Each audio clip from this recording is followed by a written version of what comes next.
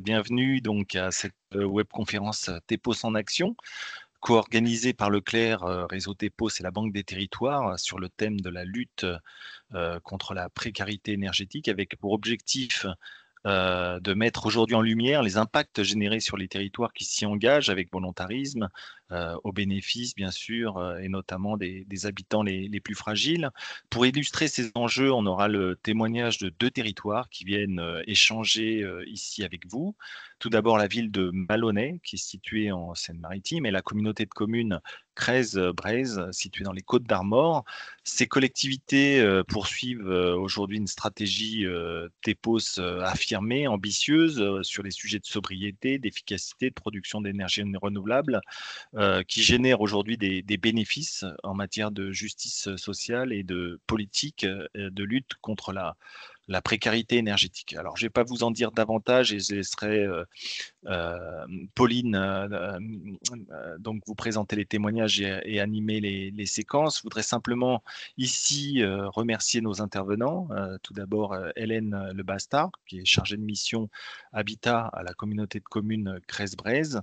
Sylvain Lehellet, qui est chargé de mission au sein de la SASU, la Société par Action Simplifiée Unipersonnelle ERKB, ERKB comme énergie renouvelable du Crèze-Braise, donc c'est la société qui porte les projets renouvelables sur ce territoire. Laurent Fussien, qui est directeur général des services de la ville de Maloney, et qui nous a rejoint après quelques difficultés de connexion. Charlotte Tardieu du réseau TEPOS, Audrey Lemarec, pardon, du programme SLIM, et Anne Valérie Duc du réseau Rappel. Voilà, alors pour nous, Banque des Territoires engagée dans le soutien au développement des énergies renouvelables, positionnée aussi sur les enjeux de sobriété énergétique, avec notamment des lignes de financement destinées aux collectivités locales. Je pense par exemple au programme EduRénov, qui est destiné à massifier la rénovation énergétique des écoles, des collèges et des lycées. Nous sommes très intéressés à pouvoir mesurer l'engagement des collectivités et des acteurs locaux sur ces sujets, repérer les bonnes pratiques, les bonnes approches mises en œuvre au sein notamment des territoires pionniers.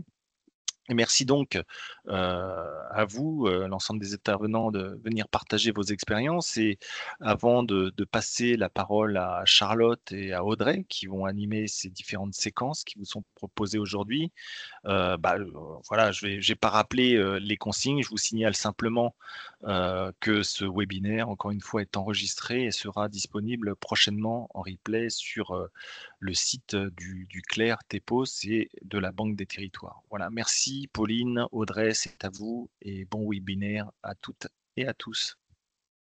Merci Sylvain. Merci. Je prends donc la suite. Donc Audrey Lemarec du réseau Clair et responsable de programme SLIM, le programme SLIM dont on va parler pendant ce webinaire. D'abord, on voulait vous reposer les objectifs qu'on s'est fixés concernant ce webinaire. Selon nous, il y en a 3 importants. Le premier, c'est bien sûr d'échanger autour d'actions et de co-bénéfices possibles en matière de politique portée par les territoires, tant en matière de promotion des énergies renouvelables que de lutte contre la précarité énergétique. Donc, on va vraiment essayer d'axer sur ces co-bénéfices et en discuter. Le deuxième objectif, c'est d'accompagner les collectivités et de donner des clés et des idées pour qu'elles puissent porter une transition énergétique ambitieuse, solidaire et démocratique. On insiste sur ces 3 termes. Et puis enfin, troisième objectif, faire le lien entre les différents réseaux, programmes, actions qui sont portés par le réseau Clair à votre attention et vous faire découvrir les boîtes à outils ad hoc en fonction de ces programmes et de ces réseaux. Un petit rappel sur la journée du 12 novembre, journée annuelle JCPE, c'est-à-dire les journées contre la précarité énergétique, qui ont été très riches cette année. Et on vous parle de ça parce que chaque année, c'est l'occasion de mettre en avant les différentes actions de lutte contre la précarité énergétique qui sont portées par les territoires. Donc si vous voulez de l'information sur ces journées, vous en trouverez sur le site du réseau Clair. En parlant du réseau Clair, je vais essayer d'être rapide pour vous présenter qui nous sommes. Le réseau Clair est une association loi 1901 qui a été créée il y a 40 ans maintenant. On fête les 40 ans cette année. qui fédère 300 structures hein, qui sont des collectivités, des associations et des entreprises, toutes intéressées, actrices, excusez-moi, ou souhaitant l'être, de la transition énergétique juste et ambitieuse. On a 6 degrés, enfin en tout cas 6 thématiques d'expertise: les territoires, les énergies renouvelables, la précarité énergétique, l'efficacité énergétique, c'est-à-dire le bâtiment, et depuis plus récemment, la sobriété et la mobilité durable. Ce qui m'amène à la slide suivante pour vous présenter les différents réseaux et programmes qui sont portés par le réseau Clair et qui s'inscrivent justement dans ces 6 thématiques d'expertise. Le réseau des territoires à énergie positive, TEPOS, dont on va parler aujourd'hui et dont un certain nombre d'entre vous font partie. Le réseau des acteurs de la pauvreté et de la précarité énergétique dans le logement, le réseau RAPPEL. Donc notre collègue Anne-Valérie Duc vous fera une présentation lors de ce webinaire de ce réseau RAPPEL.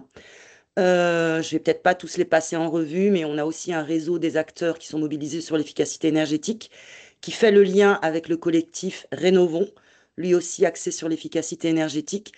Et puis, on porte 2 programmes financés par les certificats d'économie d'énergie, donc on appelle en interne programme C2E. Le programme SLIM, dont on va parler aujourd'hui, qui est un programme de lutte contre la précarité énergétique. Et on a un deuxième programme qui s'appelle TEAMS, qui vise à promouvoir dans les territoires les mobilités durables et inclusives. Donc évidemment, on vous invite à aller visiter le site du réseau Clair quand vous aurez un petit moment pour le faire. Et slide suivante. Ouais, je reprends la parole sur la slide suivante, Audrey. Merci. Je t'en prie, Pauline.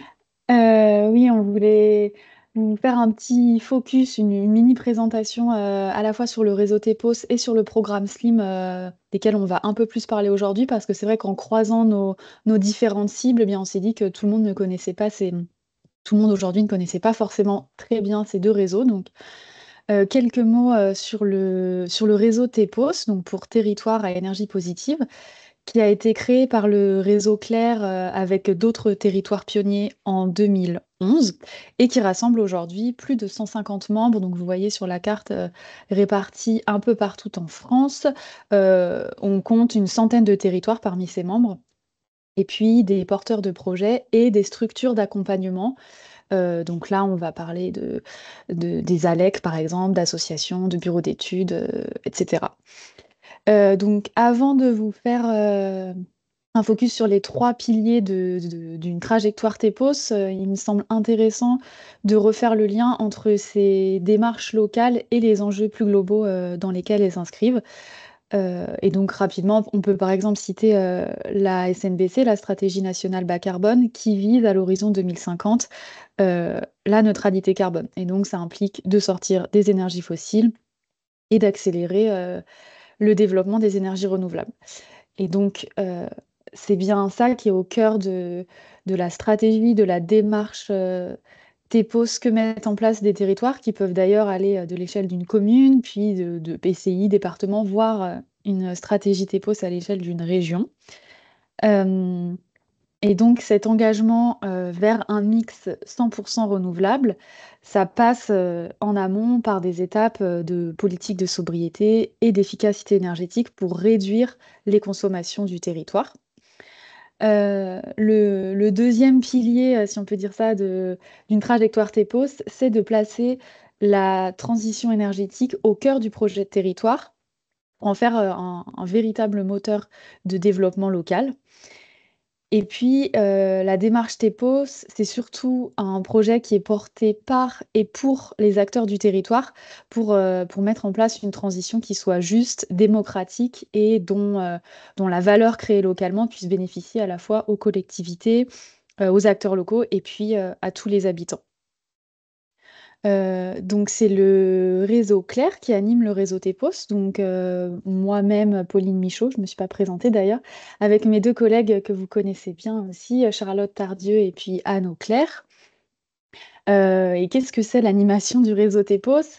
C'est d'abord un événement annuel, donc les fameuses rencontres TEPOS qui ont eu lieu cette année début octobre dans les Hauts-de-France. On était à Los Angeles. Et on avait plus de 650 participants cette année, donc c'est vraiment l'événement annuel des acteurs de la transition territoriale. Le réseau TEPOS, c'est aussi une liste d'échanges où les différents membres peuvent partager des outils, des retours d'expérience, se poser des questions, etc.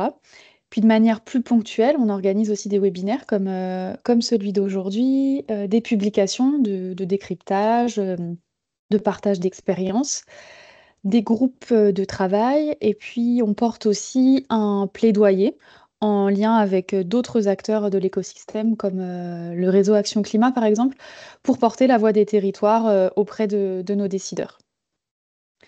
Je vais aussi vous dire un petit mot sur la boîte à outils, puisque le réseau Clair, avec d'autres partenaires, a créé ou anime des méthodologies comme Énergie Mix, Destination TEPOS ou Étape Paysage, auxquels on peut se former et qui sont des outils qui aident à dessiner sa stratégie TEPOS à l'échelle locale, à animer la concertation avec les acteurs du territoire.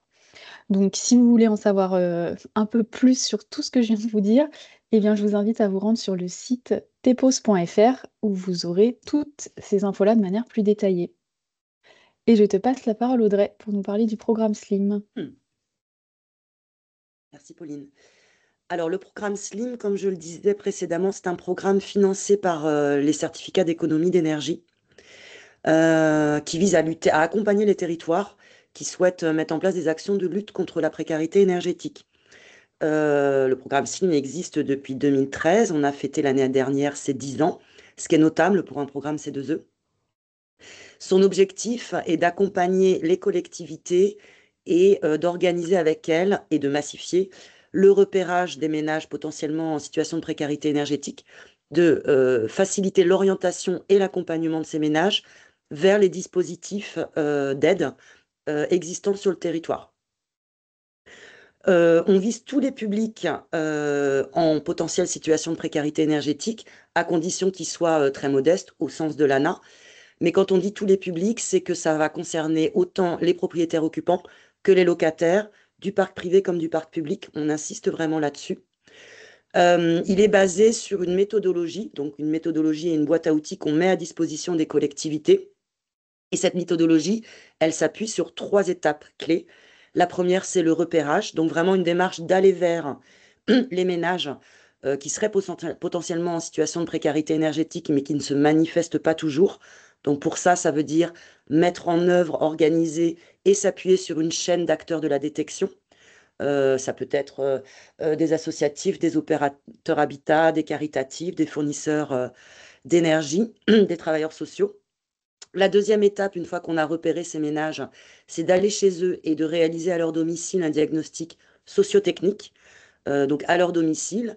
L'objectif étant à la fois de qualifier le bâti et les équipements et la situation financière du ménage et la manière dont il utilise son bâtiment et ses équipements.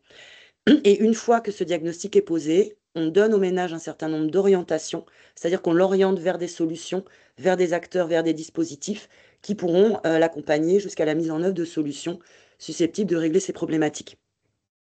Aujourd'hui, le programme SLIM, donc, qui est en œuvre depuis 2013, il est porté par 53 collectivités, dont la moitié sont des conseils départementaux. C'est lié à leur mission sociale, évidemment, mais aussi au fait que pour nous, c'est la bonne échelle dans la mesure où ça permet de servir finalement toute la population du département et pas uniquement des collectivités locales. Toutefois, on a des agglomérations, des métropoles, on a même des communes et des CCAS. Et ça nous a permis jusqu'à présent d'accompagner près de 53 000, là c'est un chiffre qui date un petit peu, près de 53 000 ménages vers des solutions de sortie de la précarité énergétique.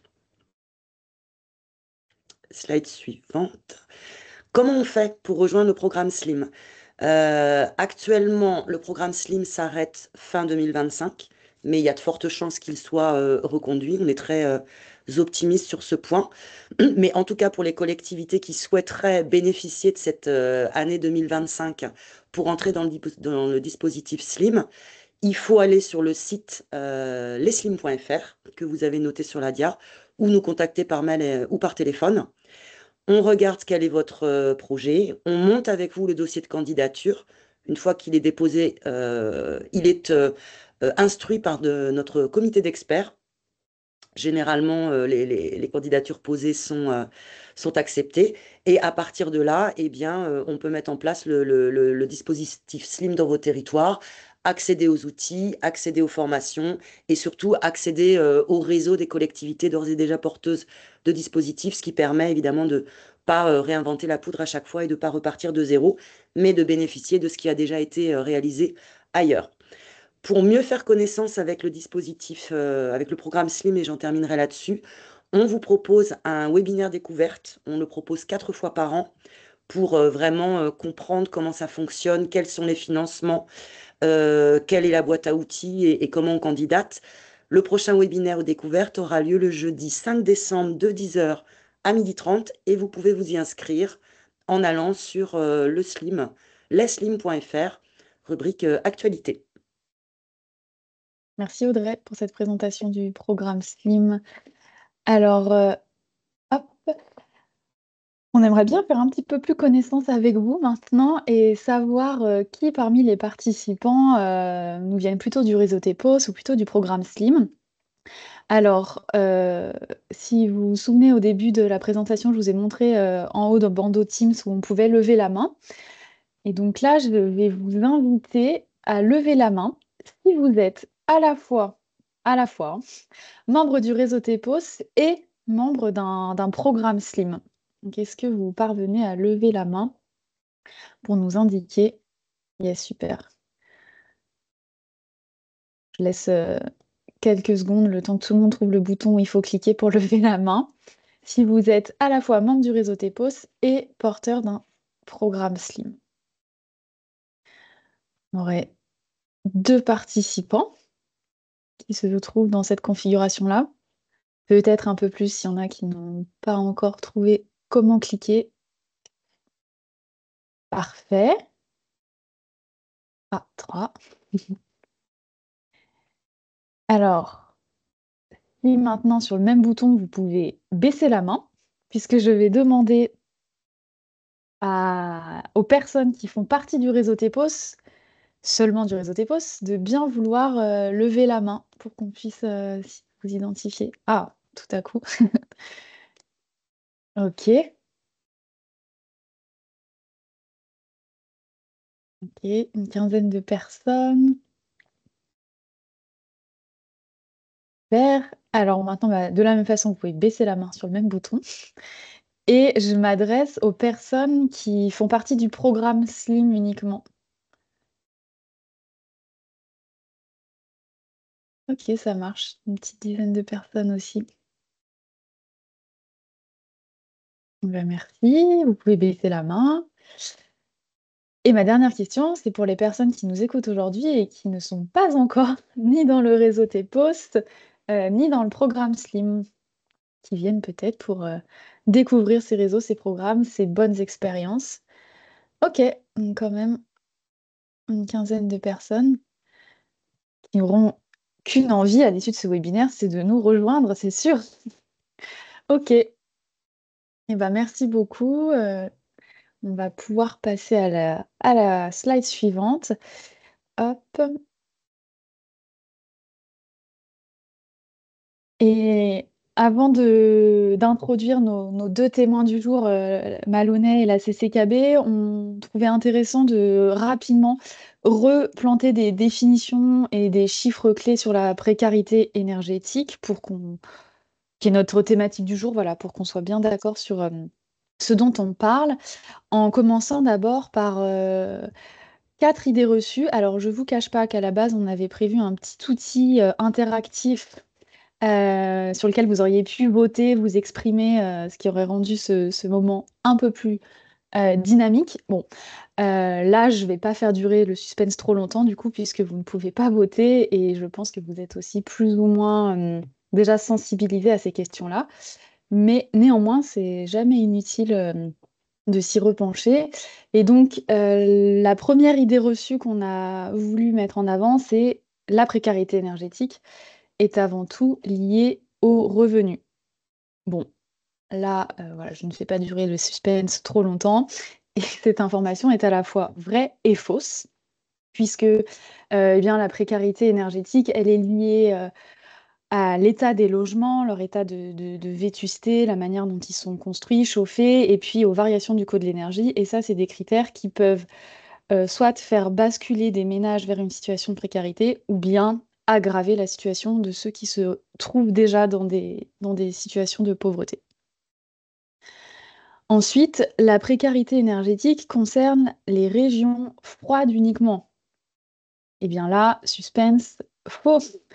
Vous avez sans doute entendu parler de plus en plus du concept de bouilloire thermique en opposition à passoire thermique, qui est lié au confort d'été. Et voilà, les logements très mal isolés peuvent entraîner des situations de précarité et d'inconfort, surtout à la fois en été et dans les régions chaudes aussi.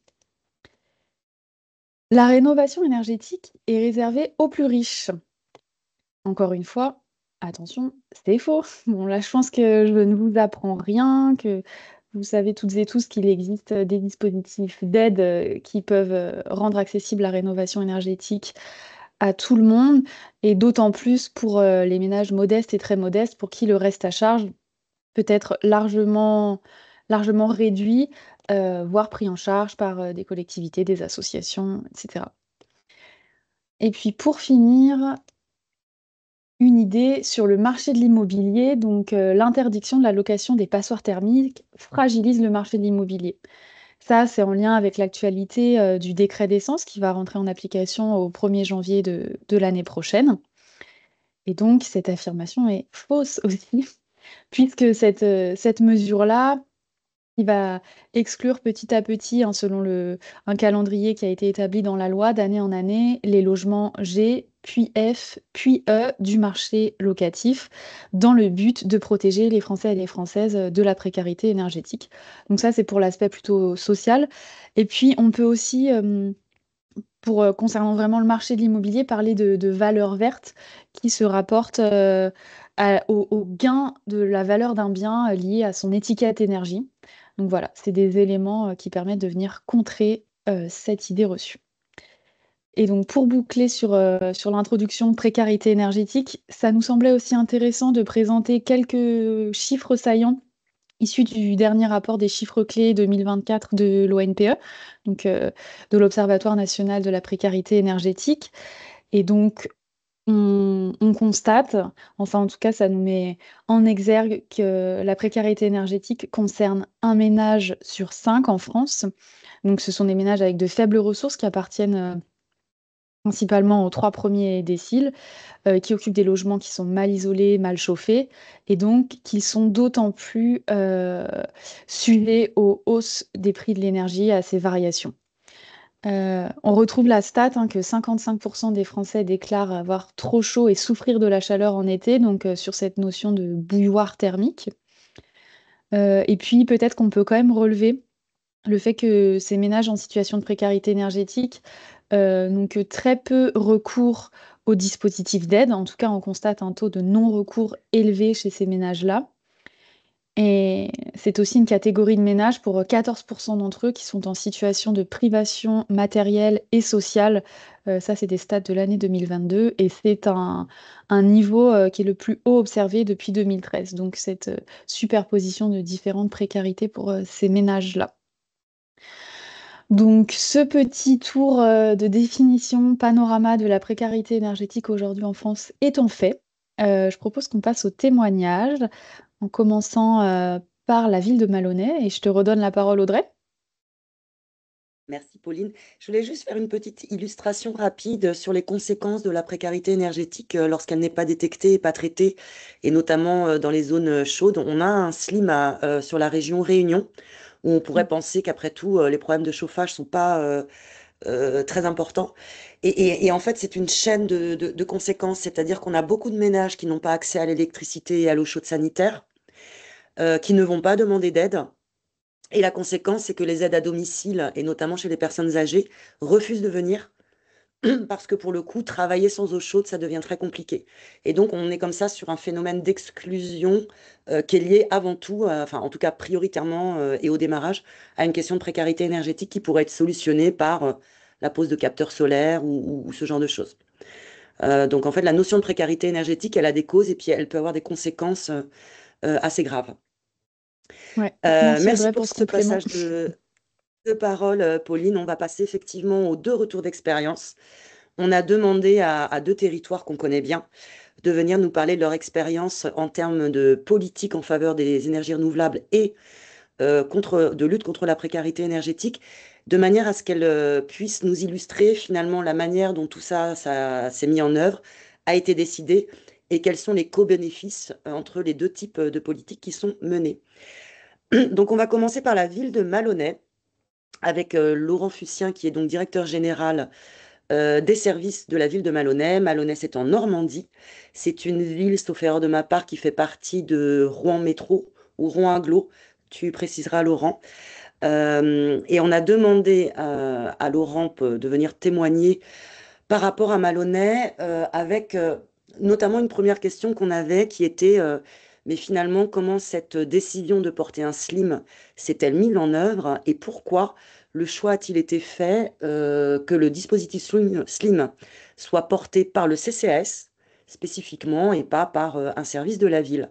Donc je te laisse la parole, Laurent, avec peut-être cette première question. Pourquoi le CCAS? En Bonjour à espérant que tu toutes sois et toujours tous. là. Oui, oui, je Chouette, suis toujours là. Et j'espère super. que vous m'entendez. Bonjour à tous et toutes. Merci de On l'invitation. t'entend très bien. Ouais. Et n'hésitez pas, Audrey comme Pauline, à me rappeler à l'ordre sur le temps. Donc, je commence par une réponse ou une forme de réponse à votre question. Pourquoi le CCAS? Parce que tout simplement, nous avions à cœur d'aller le plus loin possible dans l'accompagnement, notamment jusqu'aux travaux. Et le Code de l'action sociale et des familles le permet, contrairement au Code général des collectivités territoriales. Voilà, tout simplement. Et puis, on pensait que c'était opportun. D'associer la double compétence, à la fois en termes d'accompagnement social et d'accompagnement socio-technique sur la performance et l'accompagnement à la rénovation des logements. Et ça a été, si vous voulez, l'axe clé de notre démarche. Alors, peut-être pour vous dire de là où je parle, vous présenter un peu Maloney en quelques mots, quelques chiffres surtout. C'est 6200 habitants, à peu près 2700 ménages. On est à 13 km de Rouen, donc en deuxième couronne de l'agglomération rouennaise. Ce qu'on appelle le territoire périurbain. C'est 10 km², 2 tiers du territoire est couvert par des espaces forestiers, agricoles et naturels. Et puis le reste est urbanisé. On a stoppé l'urbanisation il y a maintenant un peu plus de 12 ans dans le cadre du plan local d'urbanisme qui a été voté à Maloney en 2012.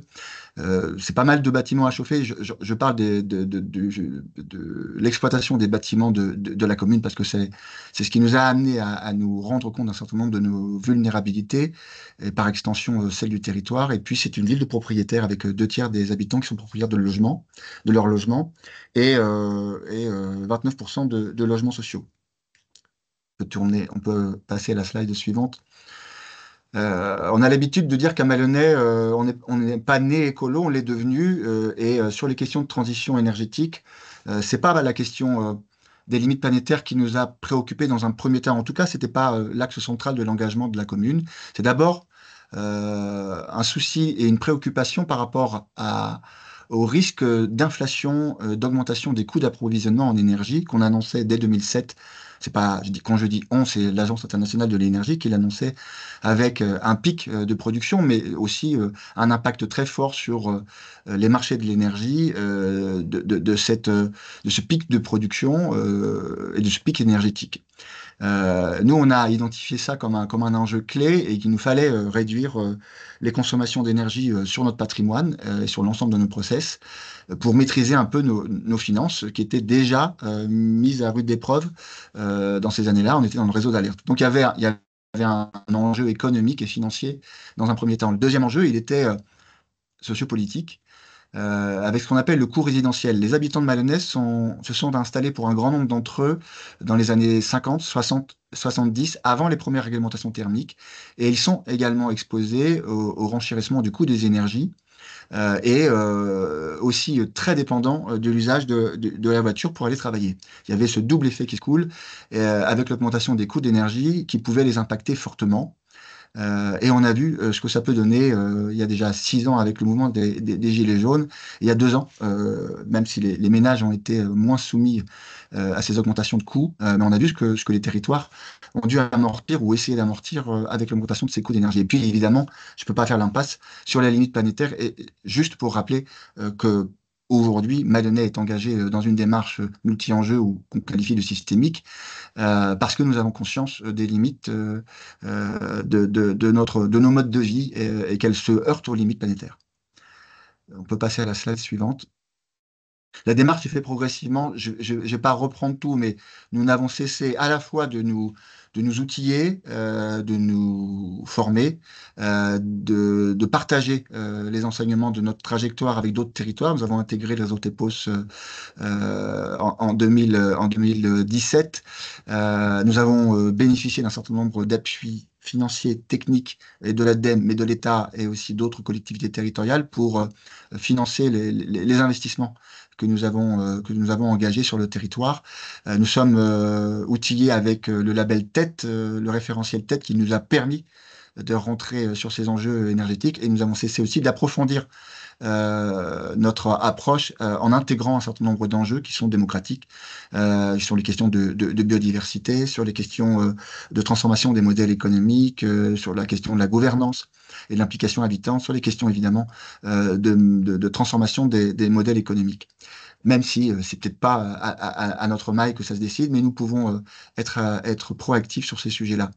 Et nous visons à l'horizon 2025, à la prochaine commission nationale du label, la 5e étoile du label TET. On peut passer à la slide suivante.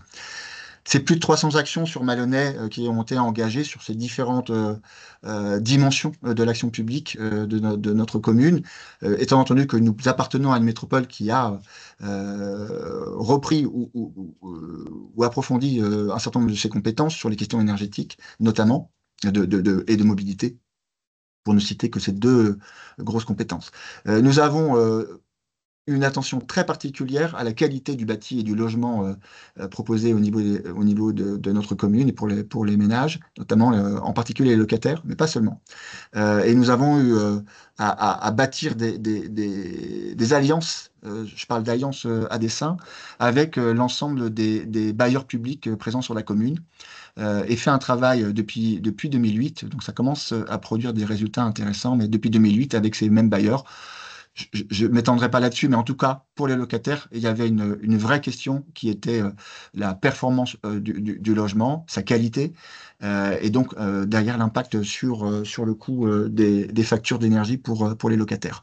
Et nous avons aujourd'hui, en termes de bilan, près de 3/4 des 750 logements publics qui sont au niveau A ou B, puisqu'on est sur le niveau BBC quasiment sur ces 3/4 des logements. On passe à la slide suivante. La question de la précarité énergétique, elle s'est posée à partir de 2012, et j'y reviendrai dans une petite slide qui présente le cheminement qui a été le nôtre. Mais nous avons mis en place un SLIM, on l'a appelé le SAM, le service d'accompagnement à la maîtrise de l'énergie. Et nous avons aujourd'hui, alors on n'est plus à 130, on est à 139 visites à domicile, et j'y reviendrai. Nous avons eu un partenariat il y a 2 ans avec La Poste pour aller chercher le maximum des habitants qui peuvent être confrontés, parce que la difficulté est de les repérer et de prendre des contacts auprès de ces personnes qui ne sont pas toujours conscients des problématiques qu'ils rencontrent et des solutions qui peuvent être proposées. Et nous avons eu un travail avec La Poste qui est allé visiter près de 1500 ménages sur le territoire. On avait identifié les quartiers qui étaient les plus pertinents. Et de là, nous avons identifié à peu près 250 personnes qui ont souhaité être accompagnées. Alors, pas forcément par le SAM, par notre service, mais par le SAM pour pour les ménages les plus modestes, et par l'Agence locale de la transition énergie Rouen-Normandie qui accompagne les habitants dans les rénovations de logements. Et ça a été une action qui a été très intéressante parce qu'elle nous a permis d'aller toucher ce qui nous semble être les derniers ménages en situation de forte précarité sur le plan énergétique. Nous visons l'exhaustivité en termes de lutte contre la vulnérabilité énergétique des ménages de la commune. Et aujourd'hui, avec 140 ménages qui ont été touchés, avec le travail qui a été réalisé, on y parvient. J'ai assez rapidement parlé des premières actions collectives en 2012. Nous avons été accompagnés par un certain nombre d'acteurs, évidemment Leclerc, mais aussi l'Agence nouvelle des solidarités actives, l'Union nationale des CCAS, sur ces enjeux de conscientisation autour de la précarité énergétique ou de la vulnérabilité énergétique, c'est plutôt le terme que nous employons. Nous avons bénéficié d'un certain nombre de financements de la Fondation Massif et de l'État pour nous lancer, pour nous équiper, pour nous former.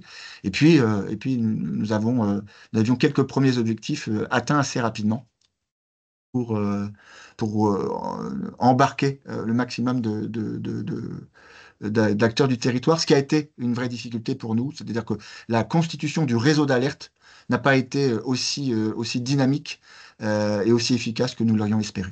On peut passer à la slide suivante. Alors, ce que je trouve intéressant dans cette présentation, Laurent, c'est que tu nous dis, bon, la ville de Maloney avait des envies, des souhaits, des objectifs, hein, et elle est allée finalement chercher les différents dispositifs, les aides financières, tout ce qui pouvait finalement accompagner et cofinancer les actions qu'elle avait décidées. Tu parles Oui. de SAM, qui effectivement, tu le précisais, est un dispositif SLIM. Mm. Ailleurs, ça s'appelle l'AME, ailleurs, ça peut s'appeler autrement, mais en tout cas, tu as fait en sorte que vos actions rentrent dans des programmes, dans des aides financières. Et tu parlais tout à l'heure de la Poste qui propose un dispositif Action Habitat, Mm. où en gros, l'idée, c'est de s'appuyer sur les facteurs qui ont une facilité pour entrer au domicile des personnes et donc faire d'eux des porteurs d'informations et potentiellement des donneurs d'alerte. Et on verra avec la CCKB qu'ils ont eu un petit peu la même démarche, d'aller chercher les aides, les acteurs là où ils existaient pour construire quelque chose de global. Au niveau de ce webinaire, nous, on parlait de co-bénéfices des différentes actions. Toi, tu parles, et je crois que c'est ta slide suivante, de, comment tu appelles ça, de L'effet conséquences systémique. systémiques, c'est ça? D'effet systémique, oui. Effet systémique, voilà. Est-ce que tu peux nous en dire plus sur ces co-bénéfices? Oui, je pourrais en dire plus.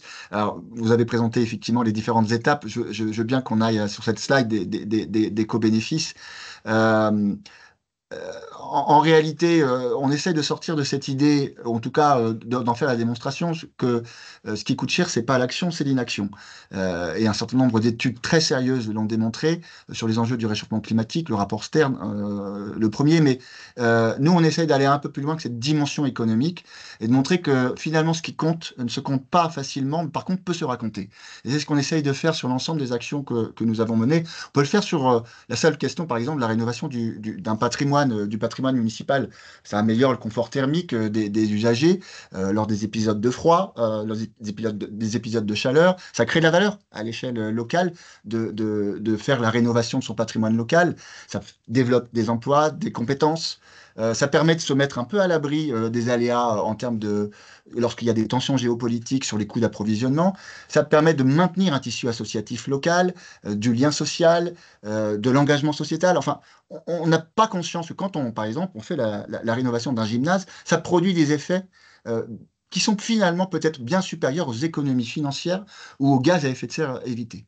Et sur la question de la vulnérabilité énergétique et le SAM, quand on y regarde bien et quand on prend la peine de révéler ces effets, ces résultats, François Gémen parle de co-bénéfice, mais il est très centré sur la question climatique, sur la question du CO2, comme si c'était le seul moyen de rentrer en matière de transition sur ces enjeux-là. On pense qu'il faut aller chercher l'ensemble de ces effets, de ces bénéfices que nous tirons de ces actions-là, et de montrer leur articulation. Et c'est ça qui est intéressant. L'approche systémique que nous essayons d'avoir, elle se produit aussi en termes de prise de conscience dans les résultats que nous générons, ces boucles vertueuses que nous essayons d'activer.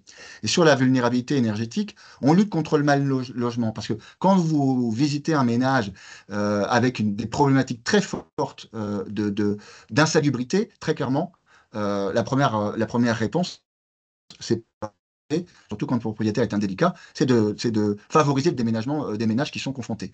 L'inconfort thermique et l'insalubrité, ça génère des impacts en matière de santé, et notamment, ça a été un petit peu analysé par un certain nombre d'études, ça a des impacts sur l'exclusion sociale et sur l'échec scolaire des enfants dans les familles. Alors, on ne le mesure pas, mais on sait qu'il peut y avoir ce type d'impact quand on est malade, par exemple, parce on vit mal dans son logement.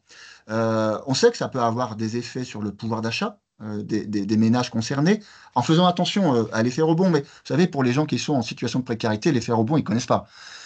C'est peut-être la possibilité de manger un peu mieux, c'est peut-être la possibilité de sortir et de se déplacer qu'on peut avoir comme effet. Certainement pas de prendre l'avion pour aller aux Baléares. La question du lien social aussi, elle est extrêmement déterminante. Et toutes les actions collectives que nous avons menées, on continue à le faire. Là aussi, on crée du lien, et c'est ce que nous essayons de faire à Maloney. On se dit un territoire de tisserand, parce que c'est dans notre ADN économique et industriel, mais on essaye de tisser ces liens qui sont absolument fondamentaux, parce que c'est à la fois le moyen d'engager ce type de transformation. Et ça, c'est important de le produire. On a, sur un certain nombre d'ateliers, par exemple, des personnes qui se sont rencontrées et qui ont continué à se côtoyer. Ça nous semble important et aussi déterminant que les autres enjeux. On développe une forme de sensibilité aux enjeux environnementaux. Un certain nombre de personnes, par exemple, en situation de précarité, on les a retrouvées sur des ateliers et des jardins partagés, et donc s'interroger aussi sur la question de la qualité de leur alimentation. Et donc des comportements qui évoluent aussi, même si on sait que ce sont plutôt des questions de santé là, qui sont importantes. Et puis, quand on fait une visite à domicile, et ça, c'est, je pense, l'intérêt de confier ces visites-là à des travailleurs sociaux qui ont cette double compétence. Et c'est le cas de Jérôme Dumont, le responsable du CCAS de Maloney. Il a été formé là aussi sur ces questions de diagnostic socio-technique. C'est qu'on identifie d'autres problématiques de précarité et de carence. Et là, c'est les effets les plus vertueux que je veux signaler. C'est qu'on identifie en allant à la rencontre de ces personnes-là. Parce que l'accès au droit, c'est d'abord la difficulté pour ces personnes-là de venir à notre rencontre, de venir demander de l'aide. Là, on va à leur rencontre et on identifie un certain nombre de ces carences qui peuvent être éducatives, qui peuvent être des problématiques d'accès à l'emploi, à une formation ou des problématiques alimentaires. Et je pense que c'est un des effets les plus vertueux que nous pouvons produire avec le SAM. Sans oublier évidemment que vivre mieux dans son logement avec un confort thermique, c'est quand même là aussi plus agréable. Tu parlais justement des ménages, tu faisais un focus sur les habitants.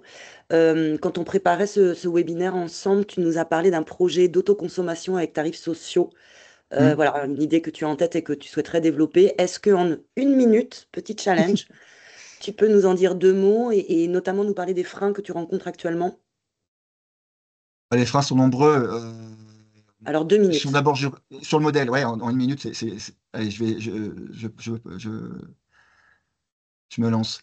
On essaie de mettre en place une communauté d'énergie à Maloney qui rassemble de nombreux acteurs autour des questions d'autoconsommation collective étendue à l'échelle du territoire. On a été pionnier sur l'autoconsommation collective à l'échelle du patrimoine. On essaie aujourd'hui de développer un modèle de communauté d'énergie citoyenne, plutôt, même si on ne s'appuie pas sur le véhicule en tant que tel de communauté d'énergie citoyenne, et de produire notre propre énergie. On a un objectif de produire d'installer 3 MW crête de panneaux photovoltaïques sur les parkings et les toits des bâtiments de la collectivité ou les parkings de la collectivité. Quand je dis la collectivité, c'est le territoire, donc les entreprises, les artisans, les commerçants, les bailleurs publics et bailleurs privés. Et on espère à la fin, au-delà de la fourniture d'électricité renouvelable locale aux consommateurs, on espère produire un tarif social pour les ménages que nous allons accompagner dans le cadre du dispositif SAM. Ça répond à ta question. Ah, challenge relevé en plus, bravo. Merci Laurent. Et merci beaucoup pour ce témoignage. Effectivement, on pourrait en parler pendant des heures, mais on va laisser maintenant la place aux questions, peut-être éventuellement au retour d'expérience des participants. On a, je crois, 10 minutes pour ça. Et Charlotte, il me semble que tu as peut-être vu passer des questions dans le chat. Est-ce que tu peux nous les Oui, relayer? une question pour Laurent sur quels sont les moyens humains et financiers engagés par la commune pour mettre en œuvre cette action. Ça représente en termes de moyens humains l'équivalent d'un quart de temps pour Jérôme Dumont qui porte aujourd'hui le projet. Et il le partageait avec l'ancien responsable de la transition énergétique de la commune. Là aujourd'hui, il est complètement autonome sur ses visites. Donc c'est à peu près un quart de son temps. Parce que là, on est sur des dossiers de plus en plus complexe, de plus en plus lourd. On est sur des très très modestes. Et puis qu'on est un peu sur la fin, donc il faut se réinventer, il faut aller les chercher ces derniers ménages dits précaires sur ces questions d'énergie.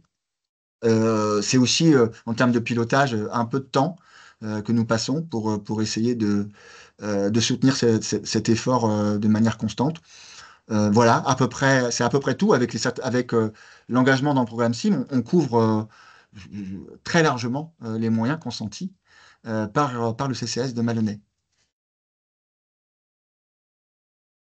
Merci Laurent. On a une autre question, mais qui s'adresse plutôt aux participants, et puis je pense qu'Audrey, tu pourras répondre aussi. Savoir si on peut appliquer un SLIM ou un service équivalent dans une commune de 60 000 à 70 000 habitants. Ah oui, Est-ce oui, qu'on c'est a tout des à fait retours? possible. Appliquer, c'est-à-dire qu'on imagine que ce soit la collectivité de 60 000 habitants qui porte le C'est ça, dispositif SLIM, hein, c'est ça? c'est ça. Oui, oui, c'est tout à fait possible. Alors c'est vrai qu'on a plutôt tendance à préférer au niveau du réseau Clair et au niveau du ministère qui nous suit, dans l'application du programme SLIM, on a tendance à préférer des collectivités évidemment plus importantes en termes d'échelle. Après, toute collectivité qui souhaite mettre en œuvre des actions et les inscrire dans le programme SLIM sont tout à fait les bienvenus, oui. À condition, et c'est un petit peu ça par contre, parce que j'ai vu une question qui est passée sur la possibilité que ce soit porté par une association. Là, la réponse est non. Il faut forcément que ce soit porté par une collectivité ou une émanation de la collectivité, c'est-à-dire la collectivité, le CCAS, le syndicat d'énergie. Voilà. Mais ça peut pas être, malheureusement, on n'a pas eu gain de cause là-dessus, ça peut pas être une asso.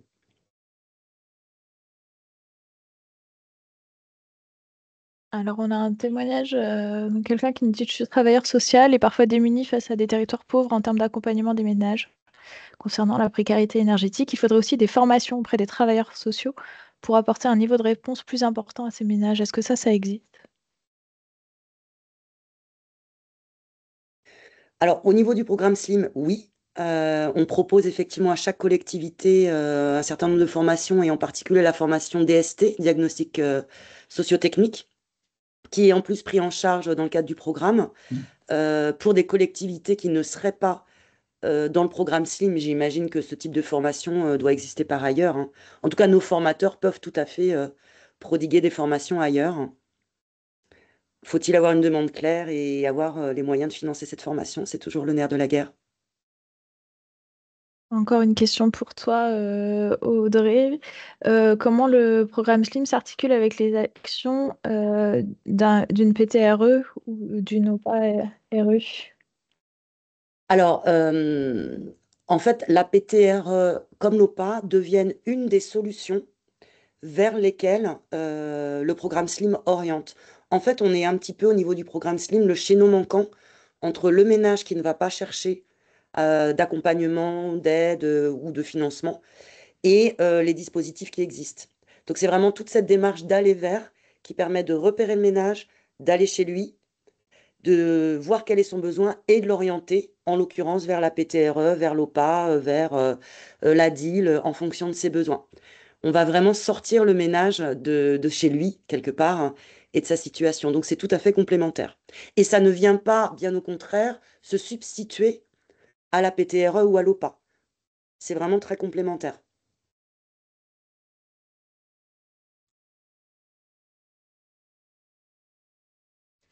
Alors maintenant, une question. Il y a Mutterdal qui a rebondi sur l'autoconsommation collective. Et quelqu'un voudrait en savoir plus sur l'autoconsommation collective avec la mise en place d'un tarif social. Qu'est-ce que c'est? Comment on fait et quels sont les freins à cette action? C'est un peu tôt, parce qu'on est en train de passer à la phase opérationnelle du développement de cette boucle locale d'autoconsommation collective. L'idée, c'est de dégager une rentabilité suffisante pour se permettre de proposer un tarif de vente du surplus, hein, puisqu'on est sur des ventes de surplus de l'énergie qui n'est pas consommée par les producteurs, d'avoir un tarif intéressant. Donc, on n'en est pas encore tout à fait là, c'est l'intention.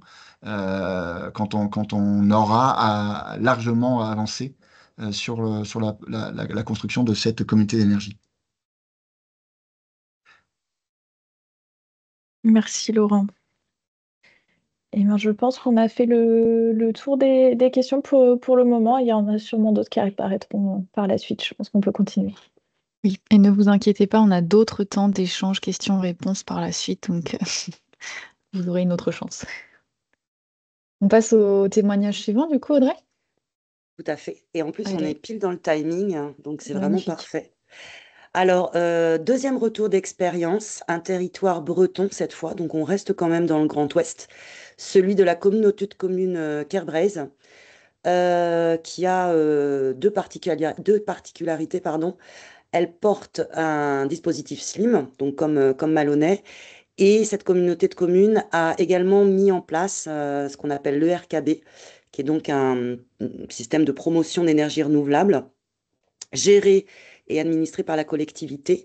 Et donc, on a demandé à Hélène Le Bastard, chargée de mission Habitat à la CCKB, et Sylvain Lehellet, chargé de mission Énergie et en charge de la filiale ERKB, de venir nous présenter ces deux dispositifs avec ici encore la question du co-bénéfice et finalement de la co-alimentation des deux actions.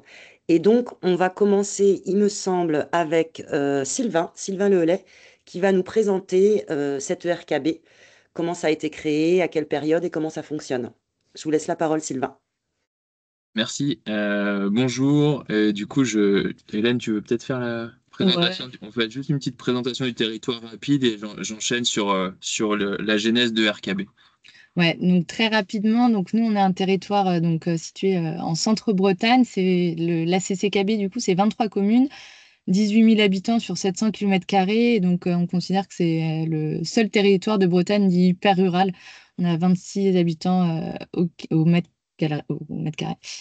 On est sur une dynamique démographique au kilomètre carré, hein. Ouais. Une dynamique démographique qui est négative puisque on a un sol naturel qui est positif. Seulement, on voit un regain d'attractivité avec des nouveaux arrivants. Donc voilà, avec un sol migratoire positif, mais un sol naturel négatif, pardon. Donc voilà, donc une dynamique en mouvement. Et donc pour rentrer un peu plus concrètement dans le volet énergétique, donc la communauté de communes du Creusbraize, comme beaucoup de territoires, est très dépendant aux énergies fossiles. Cependant, elle s'est saisie des sujets d'énergie renouvelable assez tôt, puisque la communauté de communes a pris la compétence production d'énergie à partir de 2004.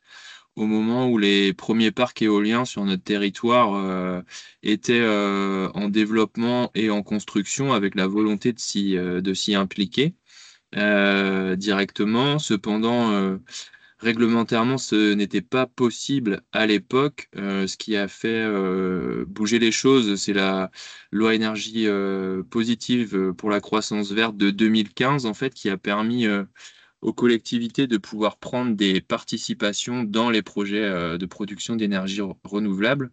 À cette époque, il y avait beaucoup de sollicitations de développeurs éoliens, notamment sur notre territoire, pour mener des projets. Et donc, la communauté de communes a engagé des discussions avec eux pour pouvoir s'impliquer directement dans les projets.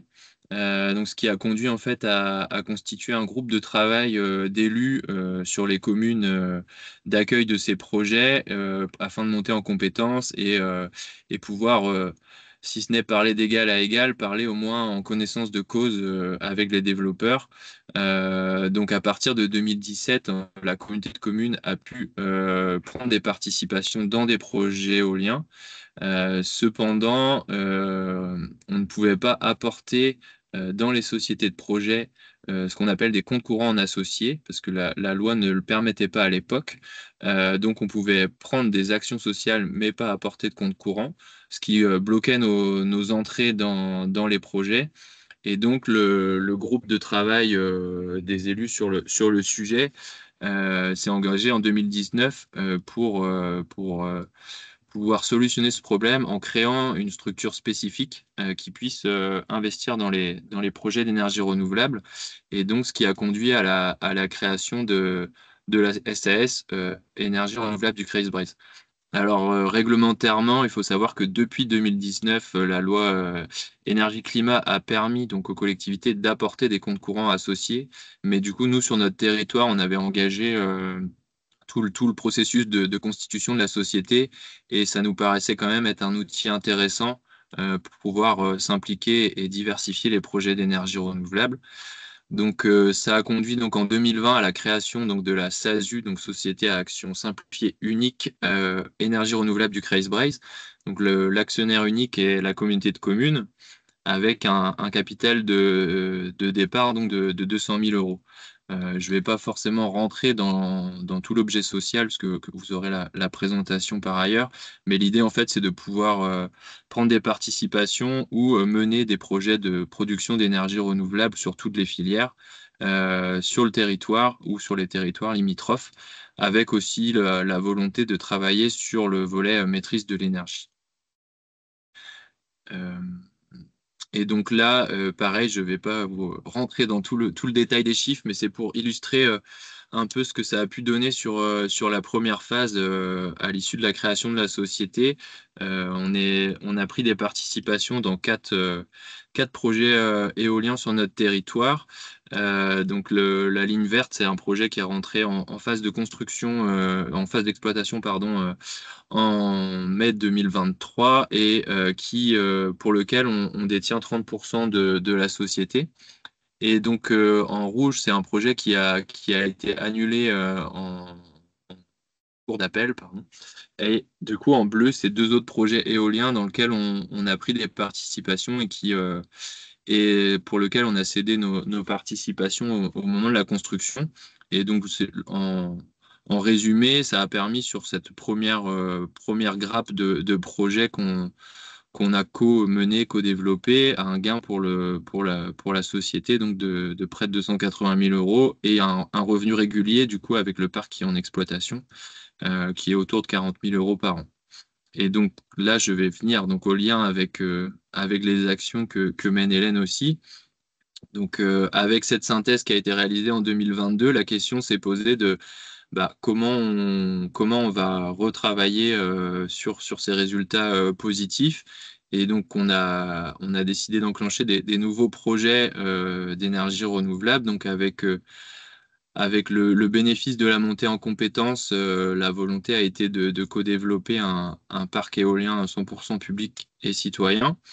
De prendre des participations dans le photovoltaïque au sol. Il y a un projet sur le territoire pour lequel, du coup, ça nous permettrait aussi de monter en compétence, notamment sur le sujet, et un peu en miroir de ce qu'a présenté Laurent sur Malonnet, de travailler aussi sur un projet d'autoconsommation collective comme première étape pour pouvoir conduire à une communauté d'énergie sur le territoire. Mais du coup, le point sur lequel je voulais un peu insister, c'est la philosophie qui a été indiquée dans les statuts de la société, donc qui est d'associer et d'impliquer concrètement les citoyens et partenaires privés institutionnels dans la mise en place d'un nouveau modèle énergétique basé sur le développement des énergies renouvelables et sur la réduction de l'utilisation des énergies fossiles productrices de gaz à effet de serre. Il y a deux petits points par rapport au sujet du jour qui sont aussi mis en avant dans les statuts. Donc, c'est de tendre vers des boucles locales d'énergie, de réduire les consommations sur le territoire et d'adapter la production à la consommation du territoire.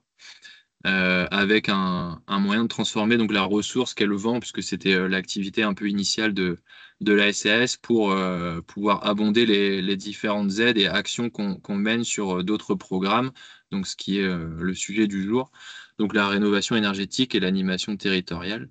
Et donc concrètement, le conseil communautaire en décembre 2022, au vu de ces résultats, a voulu qu'on travaille sur des moyens, des leviers pour mener des actions de lutte contre la précarité énergétique. Et ça va faire le lien du coup avec ce que va vous présenter Hélène par la suite. Donc Hélène travaillait sur le montage d'un d'une politique d'accompagnement et à travers le programme SLIM. Et du coup, il a été décidé que RKB puisse financer pour boucler le plan de financement de ce programme. Merci beaucoup, Sylvain. Donc, Hélène, tu vas nous présenter le dispositif SLIM et plus globalement ce que fait Carriprez en matière de lutte contre la précarité énergétique. Mais est-ce qu'on peut dire que finalement, le RKB a été un déclencheur du programme SLIM? Ça va peut-être pas jusque-là. Un moyen, en tout cas. Un moyen, ouais, quand même. C'était plutôt même. Enfin, il y avait quand même l'idée de travailler plus particulièrement sur la thématique de la précarité énergétique et le lien s'est fait parce qu'en fait, on travaillait à peu près dans les mêmes bureaux aussi, quoi, et que ça avait été quelque chose qui avait été mis aussi dans la délibération. Donc, le lien s'est fait comme ça en parallèle, quoi, je dirais, plutôt. Voilà. Ok, je te laisse du coup dérouler ta présentation LPE. Ouais, donc rapidement sur le parc de logement de la CCKB, donc on avait dit 18 000 habitants, 8 771 résidences principales, avec un parc de logement qui est quand même ancien, énergivore et vétuste, aussi lié à des indicateurs de fragilité sociale qui ont fait qu'il y a, voilà, il n'y a pas eu une grosse dynamique de rénovation ces dernières années. En tout cas, on voit aussi qu'il y a une sous-occupation des logements, donc, puisque 74,5% des résidences principales sont des grands logements, alors qu'on a une majorité de petits ménages qui sont composés de 1 à 2 personnes. Donc, on imagine bien que des grands logements peu rénovés avec 1 ou 2 personnes dedans entraînent des problématiques de précarité énergétique. Donc 52,2% des résidences principales sont construites avant 1970 et on a une grosse part de propriétaires occupants aussi sur la CCKB. Donc au niveau des indicateurs de fragilité sociale, comme je le disais, on a quasi 15% des propriétaires occupants qui vivent sous le seuil de pauvreté et 36% des locataires qui vivent également sous le seuil de pauvreté. Toujours sur le parc de logements, les logements, donc, comme on disait, vétustes, peu isolés, et aussi avec une grosse particularité avec du chauffage au fioul et à l'électricité dans les logements, quoi. Donc voilà, l'objectif des élus, c'était la lutte contre la fracture sociale. Donc globalement, par différents biais, mais notamment aussi par la lutte contre la précarité énergétique et le mal logement. On peut passer à celle d'après.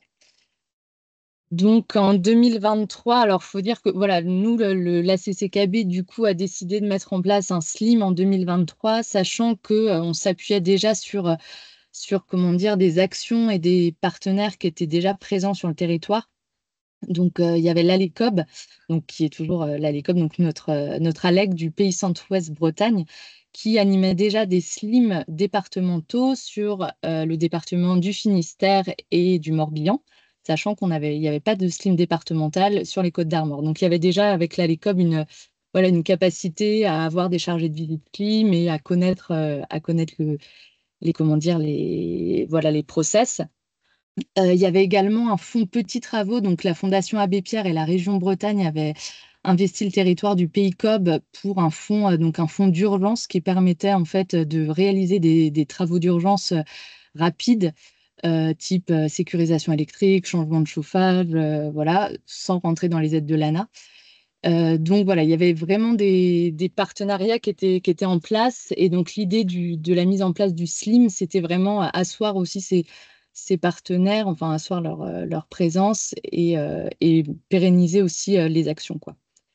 Donc en 2023, la CCKB s'est engagée dans un SLIM, donc animé par l'ALEC du Centre-Ouest Bretagne.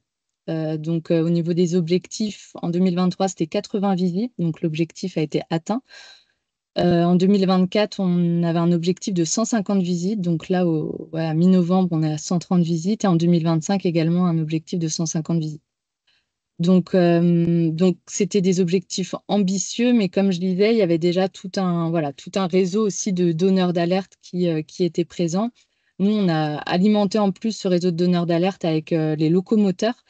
qui est une association où voilà, l'idée, c'est d'avoir des habitants relais qui font du porte-à-porte dans une logique d'aller vers et que des habitants parlent d'autres habitants. Donc voilà, ça a aussi alimenté le repérage en fait des situations. Donc voilà, on a eu ça. Et puis aussi, un des facteurs clés, c'était, étant donné qu'on avait ce fonds zéro abandon, suite aux visites SLIM, il y avait un déclenchement assez rapide de travaux pour les personnes en précarité énergétique, ce qui fait que voilà, ça s'est su auprès des travailleurs sociaux, auprès de tous les donneurs d'alerte, que quand ils envoyaient une personne en visite SLIM, ils pouvaient avoir une réponse rapide. Sachant qu'en parallèle, on a aussi une convention avec les compagnons bâtisseurs Bretagne qui peuvent aussi intervenir à la suite de la visite SLIM pour faire des travaux d'urgence. Voilà à peu près pour le SLIM. Donc nous, l'idée, c'était par rapport au regard des objectifs, donc 80 visites, 150 visites en 2024, ça équivaut à quasi en 2024, enfin pas quasi, c'est 2 temps pleins à la LECOB. Donc, il y avait aussi un temps d'animation au sein de la collectivité. Donc, voilà, c'était un budget important pour la collectivité de portage. Donc, il y avait un intérêt à chercher des cofinancements. Donc, c'est vrai que vu qu'on est une petite structure, on est aussi plutôt agile là-dessus. Donc voilà, il y a eu donc à la fois la Fondation Abbé Pierre qui a pu financer directement la LECOB, le département 22, la stratégie pauvreté aussi qui nous finance directement. Et donc là, l'idée pour ERKB, en effet, de financer aussi le SLIM de la CCKB parce que ça rentrait aussi dans ses statuts. Donc à hauteur de 35 000 euros sur 3 ans. Et donc ERKB finance directement l'ALEC. Voilà.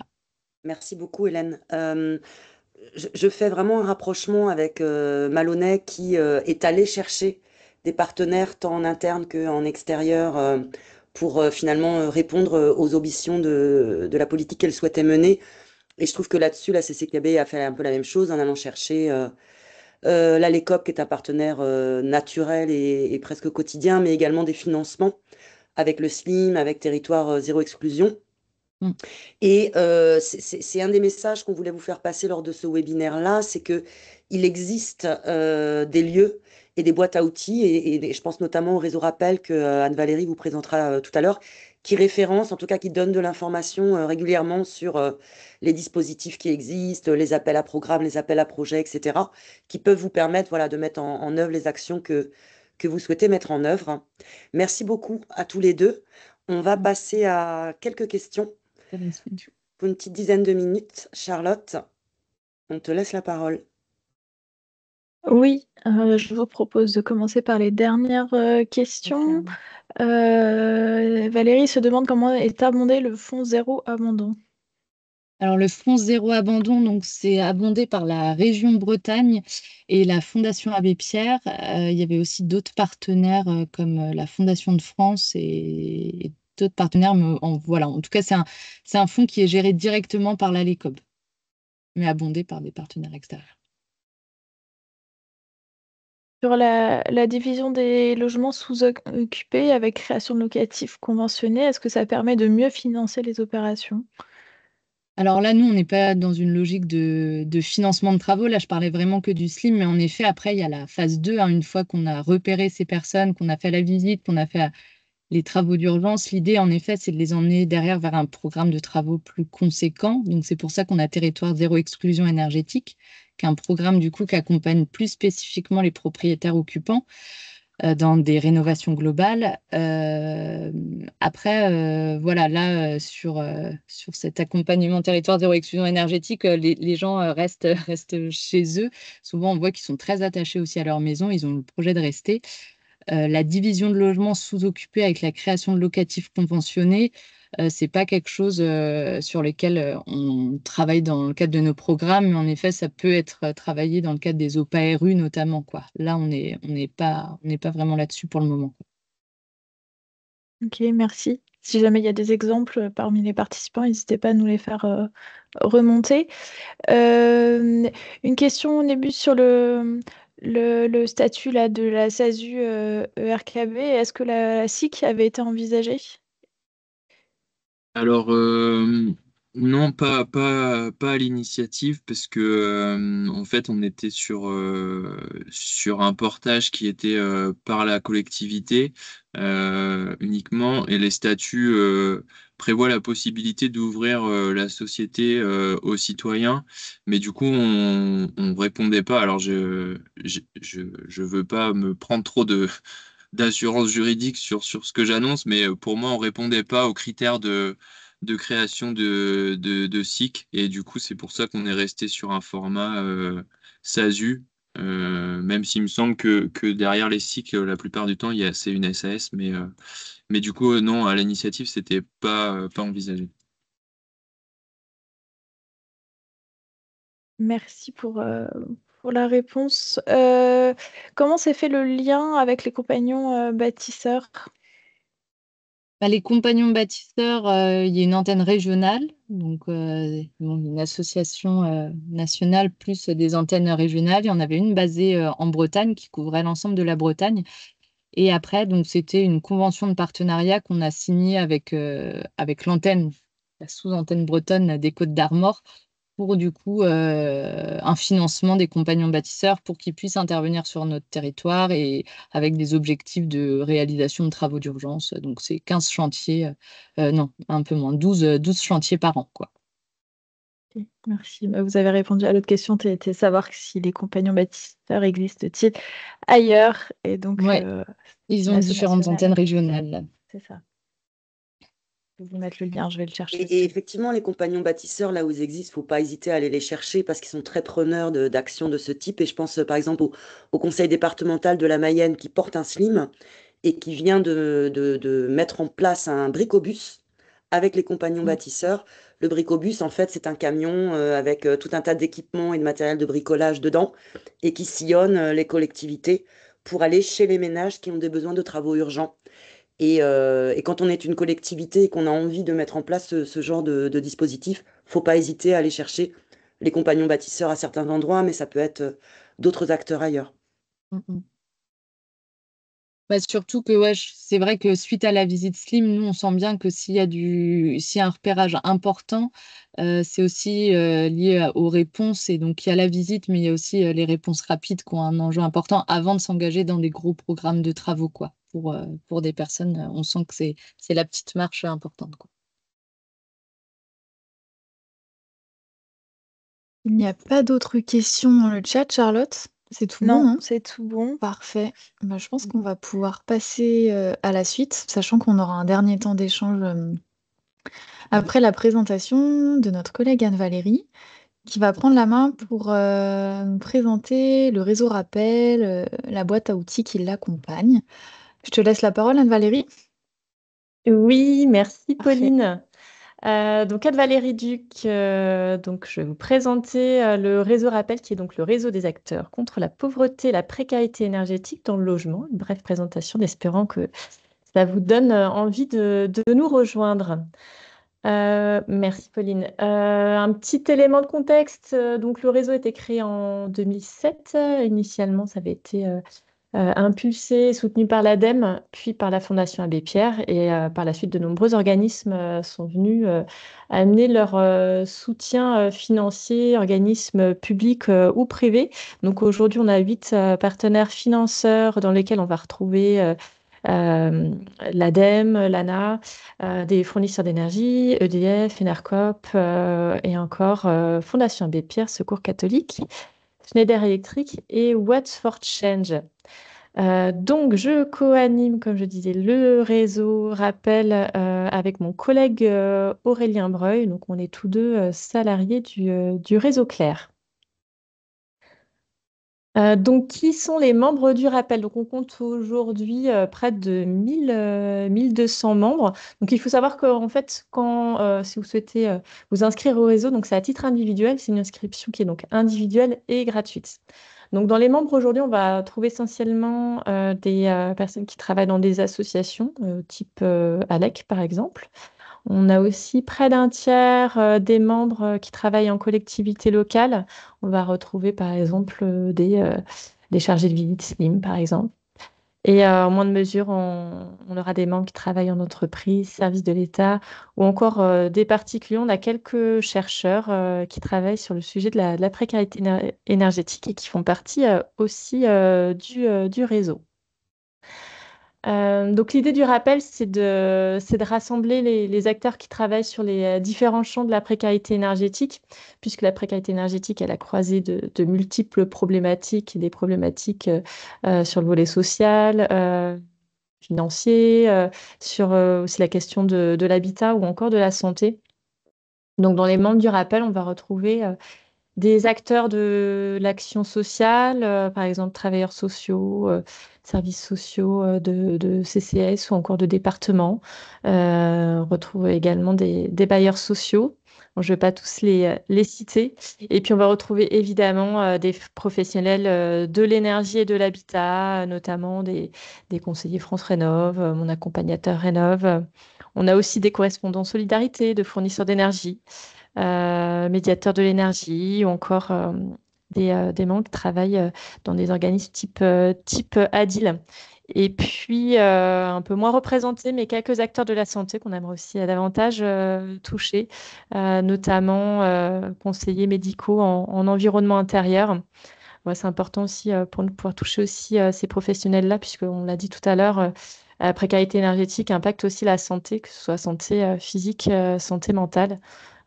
Problèmes par exemple respiratoires ou autres qui peuvent être causés par des logements humides avec moisissure. La Cipline, merci. Donc, dans les objectifs du réseau, le réseau permet avant tout de mettre en lien les acteurs de terrain qui travaillent de près ou de loin sur le sujet de la précarité énergétique. Donc nous, on propose des espaces pour échanger, partager les expériences, partager aussi des outils. On diffuse énormément de ressources donc, qui permettent aussi de mieux comprendre le phénomène. Et le réseau, c'est aussi le lieu pour réfléchir ensemble entre acteurs et co-construire des solutions, notamment à travers les groupes de travail. Je vais en parler un petit peu tout à l'heure.